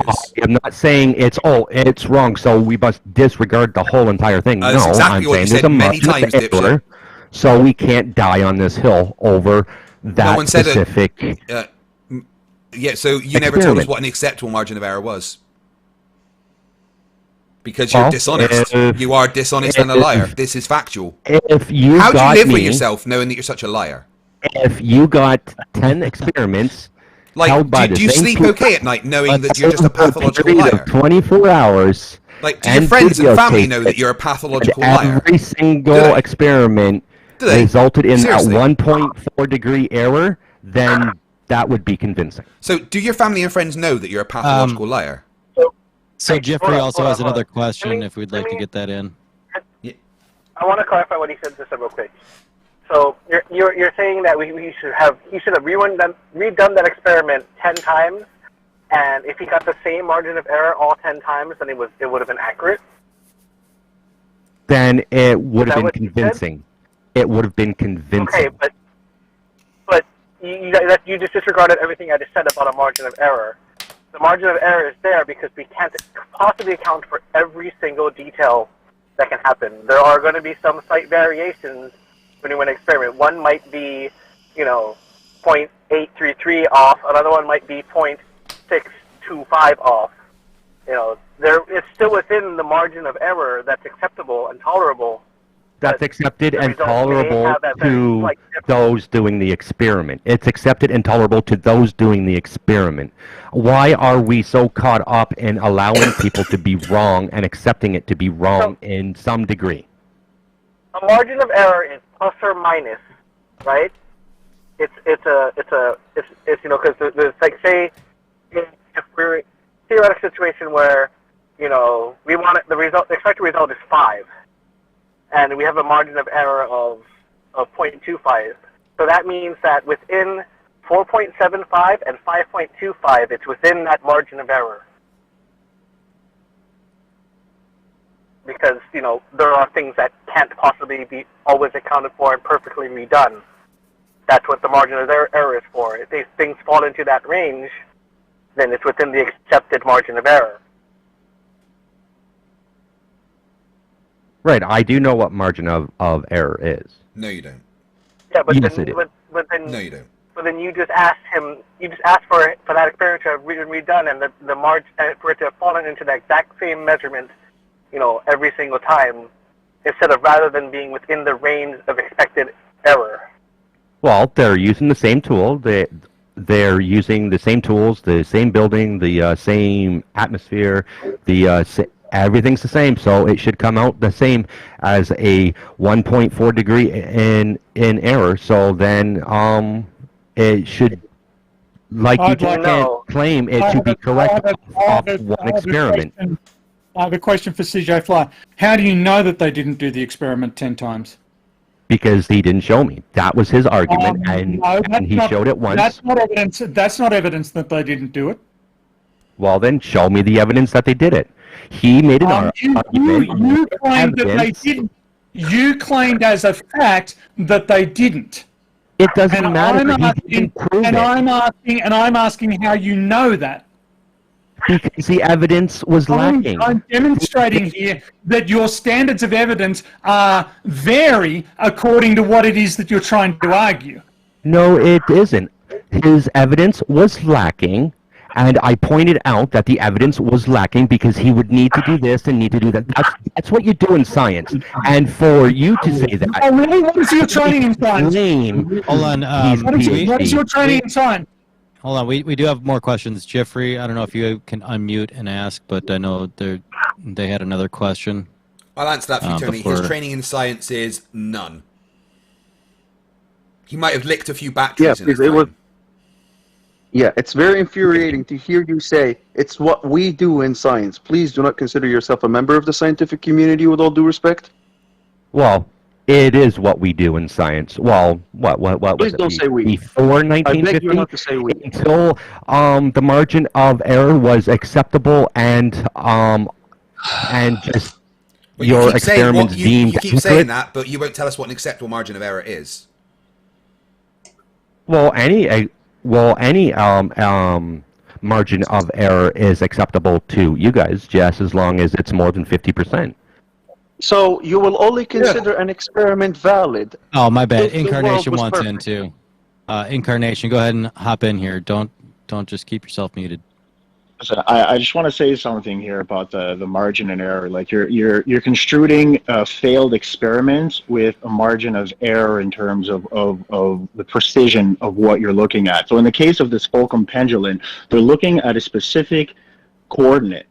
So the margin of error, say it's 2%, means that draw a circle that's at 2% of a distance value around you, and every time you do that experiment, you'll be within that radius. That's the margin of error specific to that particular experiment. It's not that the experiment failed, it's just that its accuracy is within 2% of the exact point that it's trying to measure. Right, and that is what I said. I said there is a lot of Fulcrum pendulum experiments that failed. Totally 100% failed. We're not talking about the other ones that failed. We're talking about this one here that was presented. And this one here that was presented is precise at 2%. That's the experiment we're talking about. And then the others cannot duplicate and replicate the exact margin of error.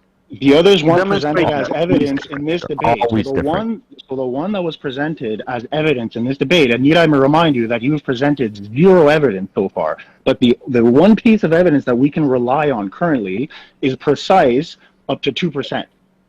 So I think the margin of error... somebody with a red marker that put it on the screen, right? But this is exactly the hypocrisy in CJ Fly's argument. He claims, with no evidence, he has produced absolutely zero verification about these alleged, millions of false, millions of deficient Foucault pendulum experiments. He's produced no evidence for that. But he insists on repeating it as true whilst claiming other stuff that we have actually seen is wrong for reasons that he can't adduce. The double standard in the evidence that you will and you will not accept, the things that you think are true and aren't true, is so glaringly obvious that it makes me that it really makes me wonder how you function. And I want to return to the question about how we do science. What are your scientific qualifications, and what is your scientific experience? Life. Pathetic. Oh my god. Who's Imagine equating yourself with someone that spent 12 years doing a discipline and then adding another 6 just so they can master them. Imagine comparing yourself to someone that dedicated their life and their effort, waking day and night in trenches of books and experiments and testing and verifying stuff someone? living. Yes, are you that someone? Yeah. Imagine comparing to somebody that has dedicated their whole entire life to a false ideology. Yes, I'm going to do that. And what's the false ideology? I already have. What's the false ideology? Hey, can I butt in real quick here? Coal Miner Man, go ahead and unmute and ask your question. He's usually working, so let's let him ask it real quick. Yeah, I'm actually at work right now. I got 2 things that I want to ask. The first one is to Dom Pettit or CJ or whatever his name is. Have you ever in your life seen anything that is perfect? Anywhere, ever? And the second thing I want to ask, or I want to say, is I'm a machinist. I'm actually at work right now. I build military trucks. Every part we build has a plus or minus margin of error. Every plane you fly on is built with a plus or minus margin of error. Your life, every day when you travel or move, depends on a margin of error. Nothing is perfect.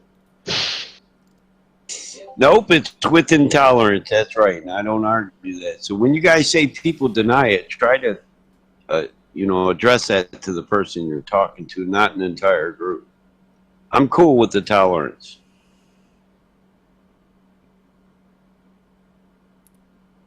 I think that comment was addressed to CJ, who clearly isn't. Well, first one would be, yeah, my wife, but I think she's making me say that, though. Second one, yeah, I do know margins of error, and I do know nothing's perfect, and you guys getting all hot and heavy because I say there's a margin of error, so we cannot trust it 100% totally. Yeah, that's not what margin of error means, though. You're conflating margin of error and error. You're conflating those two things. No, I'm not. Yes, you are. Yes, you are. I bet you all the money that I don't have that this is the first time you know what a margin of error is. I know what a margin of error is. Okay, explain the difference between a margin of error and an error, then, please. I already did. No, it was explained to you, not you doing it. It was explained to you. I thought you had an eidetic memory, or was that just another lie? Oh, I did. Look back through the video. I already did. Sorry, you've watched the video whilst talking to us. That's another lie. You guys refused to accept it and then tried to strong arm the conversation into making it an unrealistic belief or taken out of context. Kind of thing. What happened was you were silent. Someone else answered my question, and then no less than a minute later,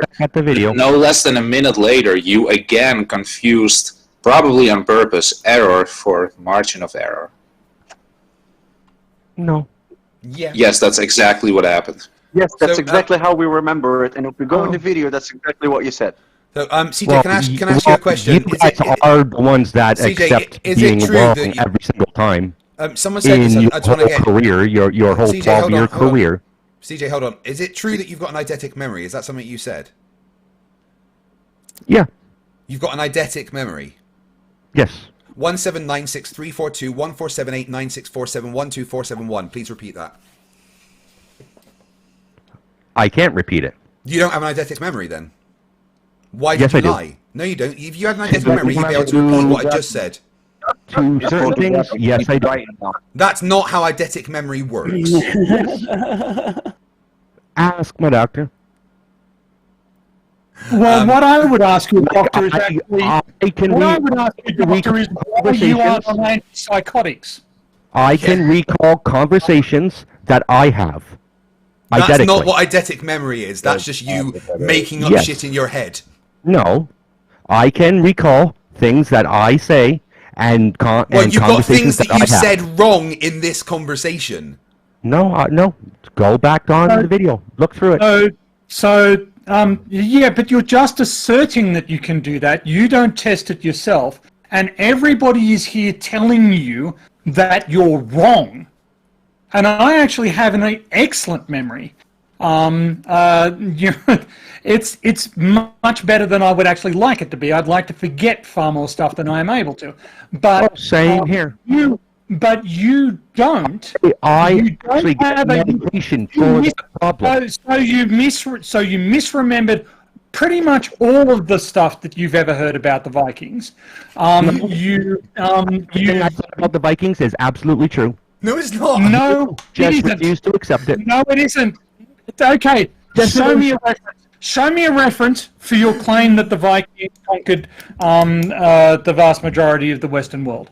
Navigated. Show me one reference. One reference. We're talking about navigation with the sunstones. No, you made the claim. You made the claim that the Vikings conquered the vast majority of the Western world. Verify that claim. Hey, can you not yell, please? Sorry. I think we should have that debate, Tony. If you want to have that one, we can do that. Yeah, that would be an interesting debate. The history of the Vikings. Yeah, conquered or settled through navigation. Yeah. I would really enjoy that. If navigation. If you're up for it, let's do that. I am certainly up for that. I have studied the history of the Vikings, the Anglo-Saxons, and the Celts in some depth. And the statement that they have settled, and the statement that I was actually doing a master's in history, but I got busy with my actual work. But the statement that they settled or conquered the vast majority of the Western world is utterly false, and there's absolutely no verification for it. The fact that they travelled widely and they were very competent naval navigators, sure, that's true. Tony, can I ask you a quick question about Vikings? So my family, the McNeils, I'm descended from the McNeils of Barra, and they're literally known as the last of the Vikings. Is there any truth to that?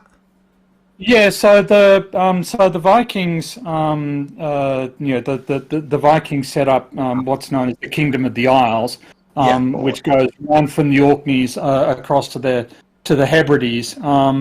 Now, I'm not sure about the McNeil clan. It feels like there might be a relationship to the O'Neills of Ireland. That may be where the name Neil comes from. But yes, sort of the last Viking holdouts. There were sort of strong Viking holdouts that resisted sort of the centralisation of government in the Scandinavian countries. So there was a Swedish kingdom and a Danish kingdom, and they sort of conquered all of the tiny little. But yeah, those Scottish, those are far-flung Scottish. So where the nil actually comes from is the story is anyway that of the Vikings that settled there, the leader was a guy called Niall, and he wanted to be recognised by the 9 kings of Scotland as a king of the Isles, but they wouldn't let him. So what he did was he kidnapped a princess from every single one of the kingdoms and said, unless you recognise me as a king, you're not getting them back. This is what he's known as Niall with the 9 hostages. And apparently that's where my family descends from. Yeah. Looks like Falcami's got a question for you, PhD Tony, and then can we maybe line up one more for CJ, and then we'll maybe go to closing statements. Go ahead, Falcami. I'd like to ask a question. Hey, PhD Tony. I recently saw a YouTube video, of all things, that was talking about a discovery in some Viking texts indicating that they may have developed gunpowder independently of the East, and that they had some rudimentary gun technology. Have you heard of that, and what's your opinion? I haven't heard of that, so that's news to me. It's in, it seems a bit weird. In order to make that sort of technological leap, you kind of have to have people sort of sitting around doing experiments. On the other hand, the Vikings did have contact with the Byzantine Empire. Dom Petit, CJ has put up a map which emphatically shows that they did not conquer or settle when they do that. Which shows the very limited the extent of their homelands and the Western world, and you can't claim it's not. I beg your pardon? That is most of the Western world that we know of today. No, it's not. The U.S. Do you notice that the bits that there's Viking settlements on that map are in brown, right? See the brown? Notice how there's not that much brown and there's a lot of white. Can you see that there's a lot of white? So where there aren't Viking settlements. Can you see the white bits with no Viking settlements in them? They navigated. Your claim was that they conquered and settled the vast majority of the, and you're wrong. Your claim was fallacious. You lied, and you're lying again.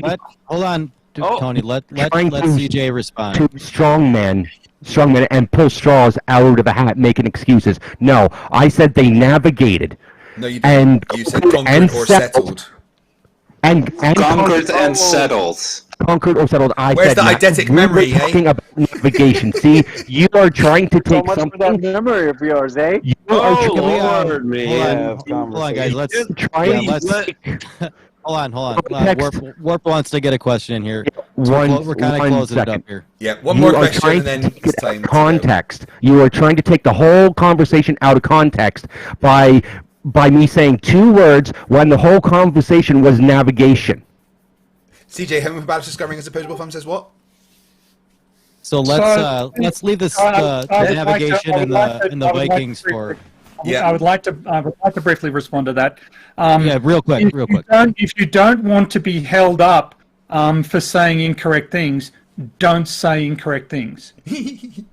No. And when you are shown as having said something that's incorrect, just say, "Okay, that was a mistake I made," and we can move on, rather than trying to argue the point. Because you are trying to make it as a mistake.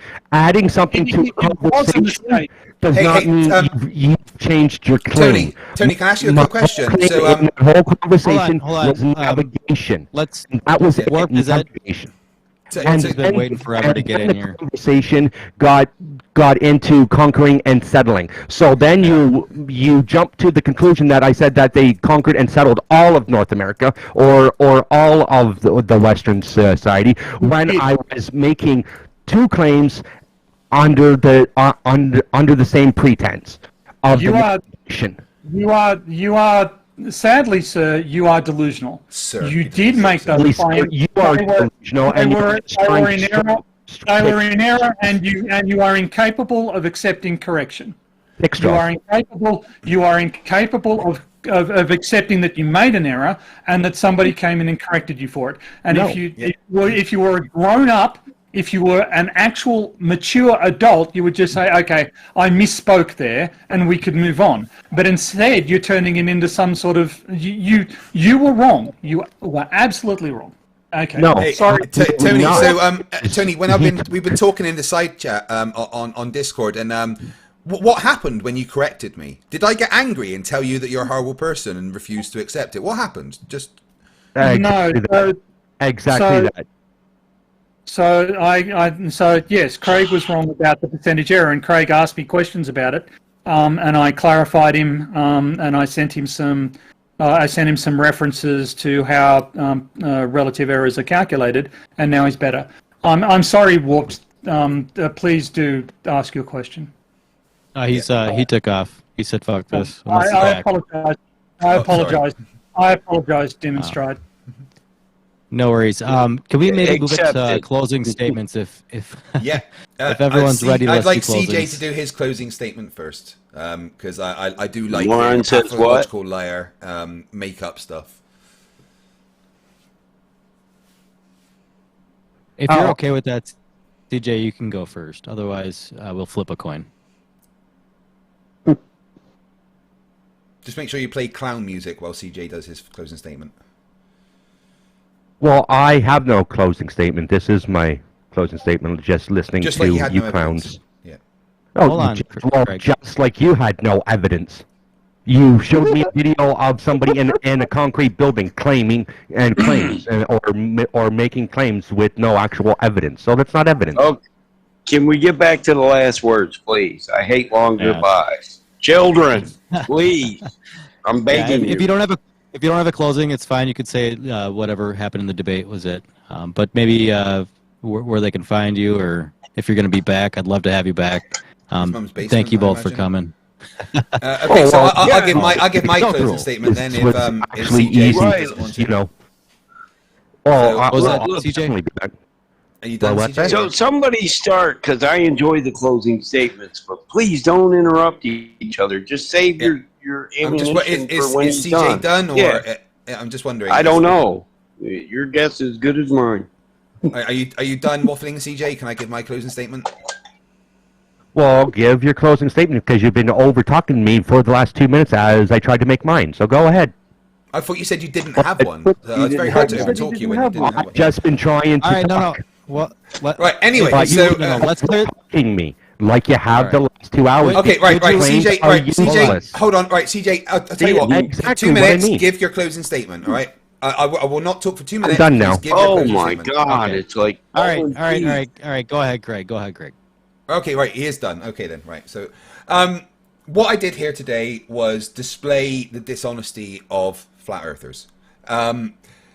The refusal to accept basic facts, the refusal to acknowledge when you're wrong, the refusal to answer a simple question and not deflect to other questions is the typical tactics of a flat earther. It means that they can pretend they've won the debate by ignoring the evidence that was presented, by just not owning it, by not answering questions and pretending that they have. They can hold their hand up and go, "Oh, I destroyed that globetard because he didn't understand what I said." I was very persistent in asking for an answer to a very specific question. Maybe too persistent. I know some of you found it unpalatable, but I did it for a reason. To show that flat earthers are incapable of giving a response to a question. Well, you only that they showed know, that about... I'm still talking. That they know will destroy their own narrative. There is the dishonesty of flat earthers displayed for all to see. Thank you, Demonstrator, for having me here. I really do appreciate it. I apologize for over-talking you as the moderator. But I hope you have me back, and a lot more fun debates to come. Absolutely. Thank both of you for coming. CJ, hope you you aren't too beat up, and Craig, I hope you aren't too beat up either by PhD Tony's berating. Hey, the thing is... He's loud. At least you hear All right, him. so we'll open it up for everyone else. Go ahead, and everyone can unmute, and it'll be a shit show, I guess. It already Thanks for stopping by. I'll catch you guys later. Thank you very much for having me. Oh, wowzers. Yeah, so I know that even my wife actually messaged me. She was watching from the kitchen, and she was like, "Stop. People aren't enjoying you doing that." And I understand how that could have been unpalatable with the way that I was pushing so hard and over talking, but there was a reason for it. There was a reason, guys. The amount of debates that I've done now, and they all go the same, where you will ask a question and the flat earther will do everything they can to avoid it. And then you get sidetracked, and then you end up talking about other things and avoiding the actual topic that you're trying to do. So I wanted to show that when you press on one topic, they have nothing, right? We all know that there is no answer to the question that I was asking. The question was, how is this measurement possible if the Earth is flat and stationary? There is no answer to it. You can make up some shit about toroidal aethers and stuff, but there's no evidence for any of that. What happens with the pendulum matches the globe prediction. So when you put that question to flat earthers, all they can do is avoid it and lie. And it shows their dishonesty. And I don't think that's something I'm ever going to stop doing. I appreciate the fact that a lot of you tried to rein me in, even my wife. But like I said, there was a reason. And I hope you guys realise that.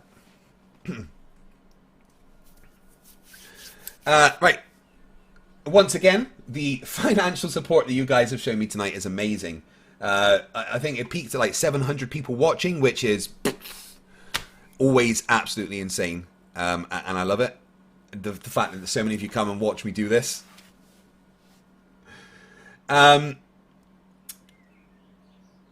What I do is free to watch. So when you give me this amount of super chats, I get a little bit emotional.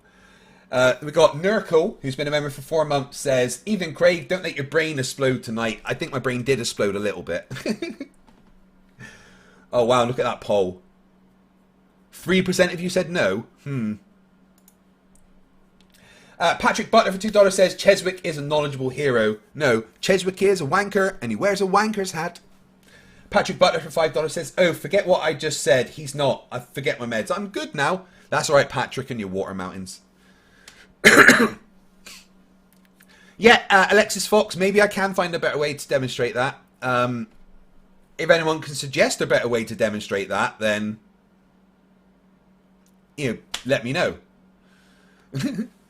But, I have to demonstrate the dishonesty of flat earthers. I have to do it. People need to see that that's all they have is lies.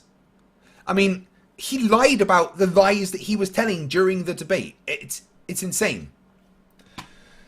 Dave Kircher for $5. "Throw money at the screen before I knock myself out with a facepalm." Thank you very much. I did say facepalm level infinity, so...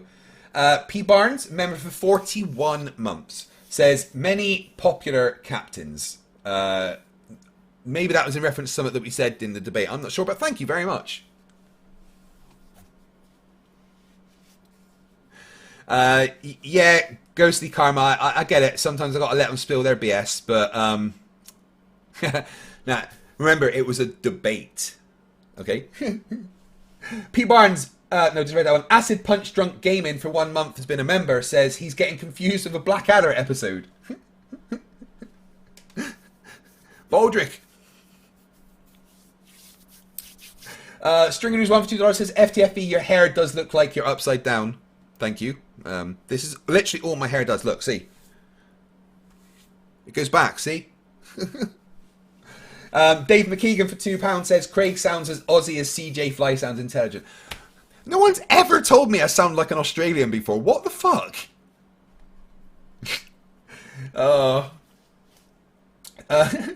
Danny for $2 says, did this Flerf read YouTube code before using it? No. Did you check the code? Did you check the code? Fuck off. Zachary Martin for $2 Canadian says, no poncho, war boss Craig immune to the stupid. Thank you, Orc. Zachary Martin, you need to change your name to war boss, please. That is a request. No, it's a demand, actually. Zachary Martin, please change your YouTube name to war boss. Oh no, it's Andy, who's been a member for 3 months, says, things working hard, then the earth is flat. Cobber. Where do you get this 50% of pendulums don't work fucking nonsense from? Danny for $5 says, left my ass off his sunstones from the Netflix TV show Vikings. I am dying. Yeah, no evidence that they used a sunstone. Zettabyte Hero for $10 says, thank you for the endless entertainment during these stressful times. I take the punishment in my brain so you guys don't have to. Anthony Fox for $2 says, Vikings seek their own level. Random the Ethic for $5 says, strawmanning a strawman of the definition of strawman. My head hurts. I know, man. Strawman fucking Inception going on, right? Lord Luminous Pooh for $2 says, I once again off my talent as an idiot translator. You have to be an idiot translator listening to these people. Oh, Dave Kircher for $5. If the experiment is precise, give me an experiment I can repeat. If the experiment is repeatable, give me a more precise experiment. Yeah.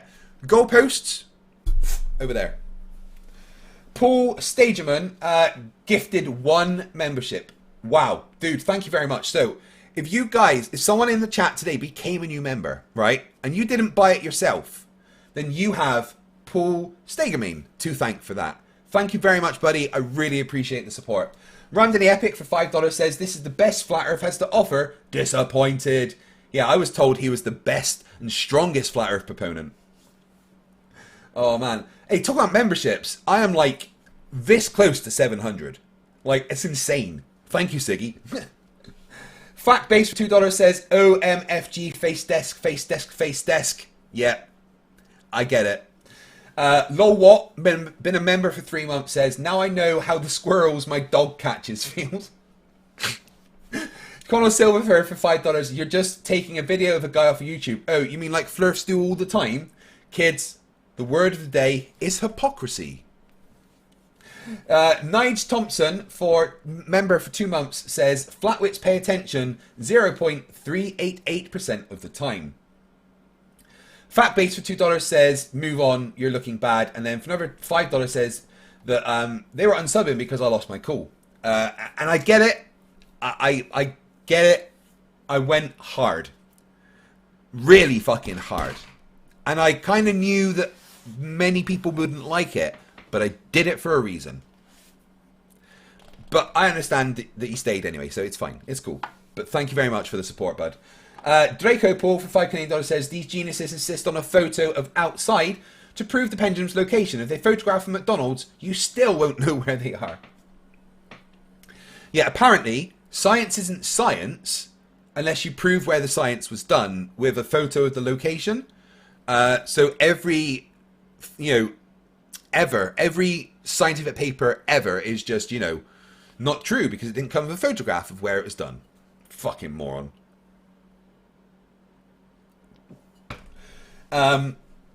Lord Lewis Pooh for $2 says, as the leader of they, no, we don't. Thank you, Lord.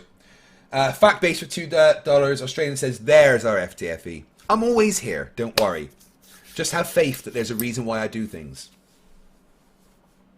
PhD Tony, the only real person in the room, says, sorry for the interruptions, FTFE, you are still fantastic. No, you guys are the fantastic ones. You make me fantastic. Without you, I am nothing. And I know that. I love you guys so much for making my channel what it is. Deus Ex Tomato for $2 says, every tree deserves an apology at this point. Yeah. There is trees that are hard at work. Every single day converting that CO2 into oxygen so that we can breathe. Just so CJ can spout fucking nonsense. MB for £4 says sunsets couldn't occur on a flat earth. Equals evidence. Absolutely. No way sunsets could have, theta angle would never reduce to 0. Therefore, the sun could never set.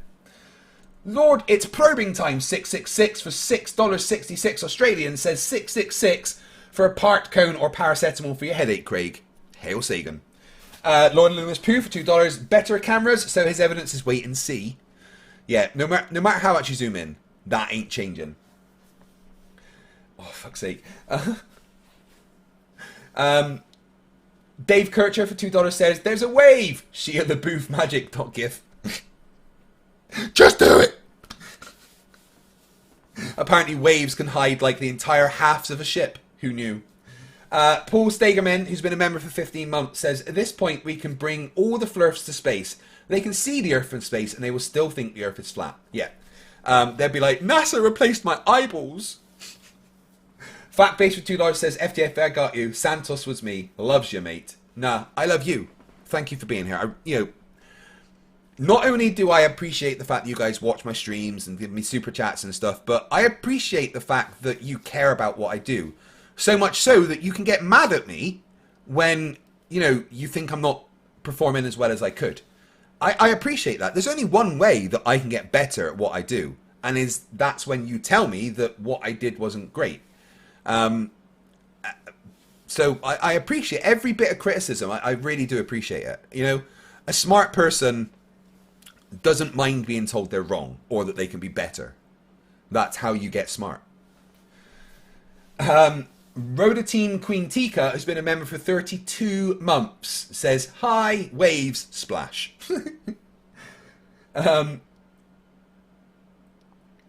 Dr. Acid Punch Drunk, just must have changed your name, dude. Member for 13 months says, this is more misunderstanding lying than I can take. Welcome to Flat Earth.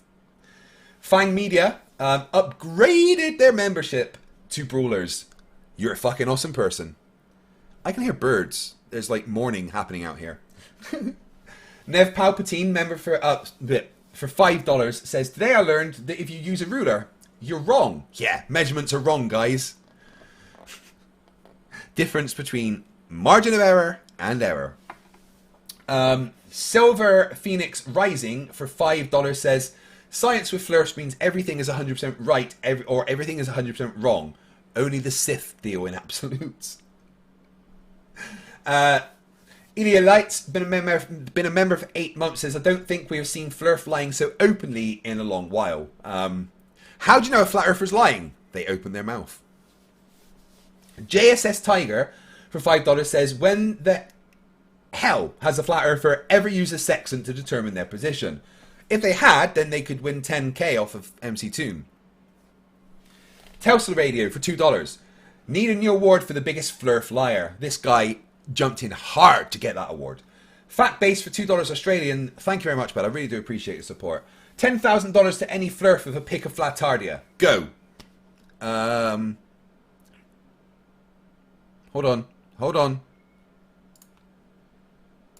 Do I get 10k? Because that's the only pick of Flat Earth I've ever seen. And it's not even Earth, it's the Discworld. Wow, so many super chats, guys.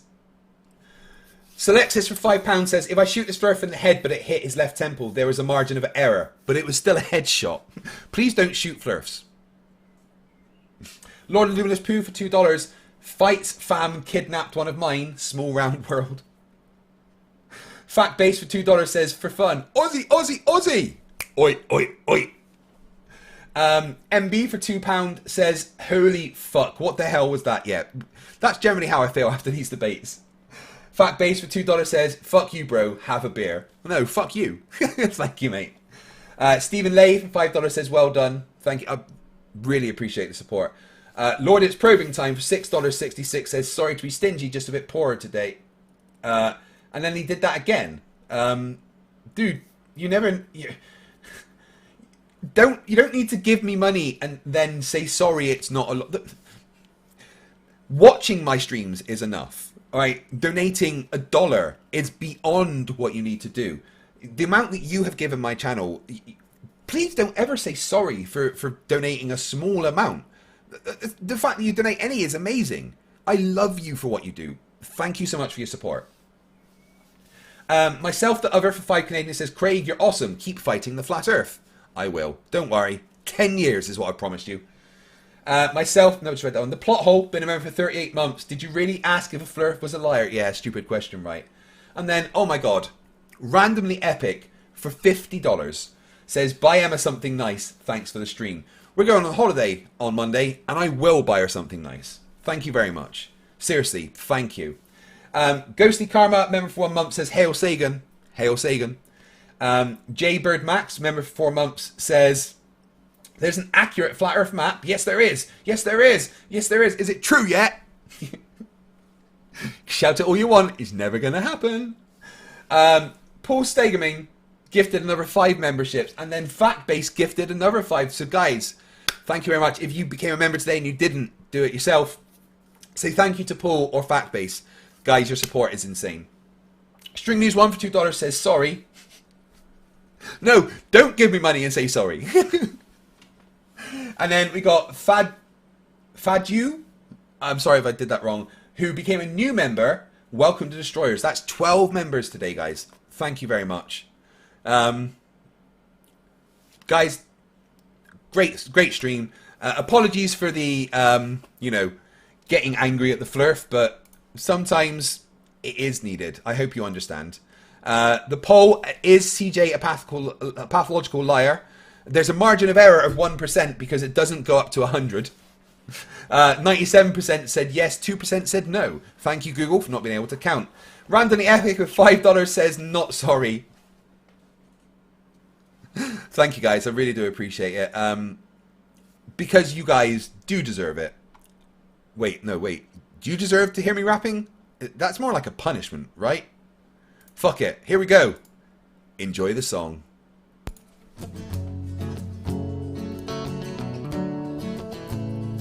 Huge arse for $2.99 says, whoops, gave you money. Sorry. Fuck's sake. Can we pretend love you guys. That airplanes in the night sky are like shooting stars? Should be wishing for a brain right now. Brain right now. Brain right now. Good morning. These words come with a storm warning. Better batten down the hatches, grab some matches and brace yourself for a long day of misery. YouTube has given me the power to reach up into the sky and show you all that we live on the ball. I bring you science that's comprehensible. Your view is indefensible. You're reprehensible. Go on, Mr. Sensible. When I was young, I never thought I would be here to see this. A pile of random nonsense dressed up as bullshit. Your ignorance will be the death of us all, like running head first, full speed into a wall.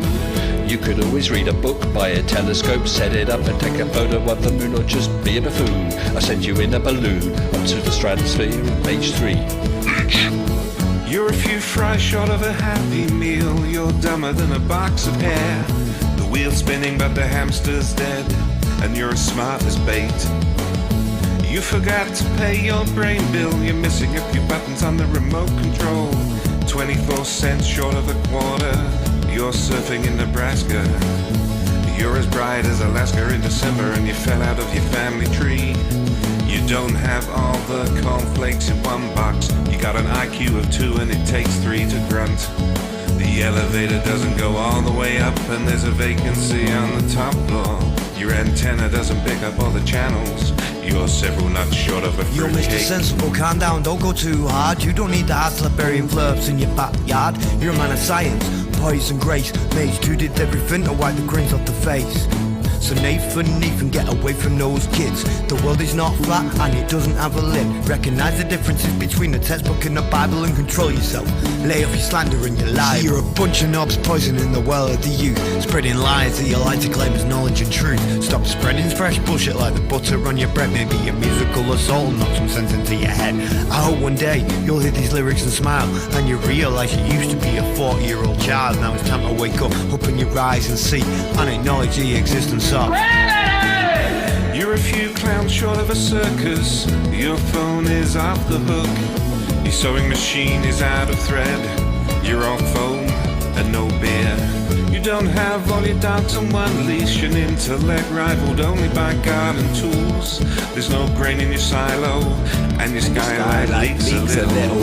Your belt doesn't go through all the loops. You couldn't pour Australia. Who the fuck thinks I'm from Australia? Without instructions on the heel. Your slinky's kinked, and you're proof that evolution can work in reverse. A few feathers short of a whole duck, one fruit short of a full bowl. Airplanes in the night sky are like shooting stars. Should be wishing for a brain right now, brain right now, brain right now. Can we pretend that airplanes in the night sky are like shooting stars? Should be wishing for a brain right now, brain right now, brain right now. You thought it was over? Well, I'm still standing while you're swinging, flinging feces, talking shit just like the human centipede. You've got the mind of a chimp, and I'm here to expedite your shore leave. Cause I'm a seaman, but not the kind I rinse up on your mom's gums. I'm the kind that sailed submarines and fired guns. I could float a boat across the ocean with my eyes closed, circumnavigate the globe with a compass and a bag of sausage rolls. Well, all you can do is nibble on your toes. I'll smack you with the hose that you taught a water level, sit and swivel. You nasal gazing muppet, you can stuff it harder than the wallet stuffed by Warren Buffett. And I don't care about your sauces unless you're serving them. And I don't care about your lines unless you're curving them. Now step away from me, you're sucking up my oxygen with the vacuum where your brain should be, you dumb fuck. Oh yeah, you dumb fucks. Thank you everyone for watching. I love every single one of you, not you Gary. Remember, stupidity is not a right. Fight the flyer. Fight the fly. Fight the fly. Fight the fly. Fight the fly. Fight the fly. Fight the fly. Fight the fly. Fight the fly. Fight the fly. Fight the fly. Why is that frozen? Is it gonna keep going?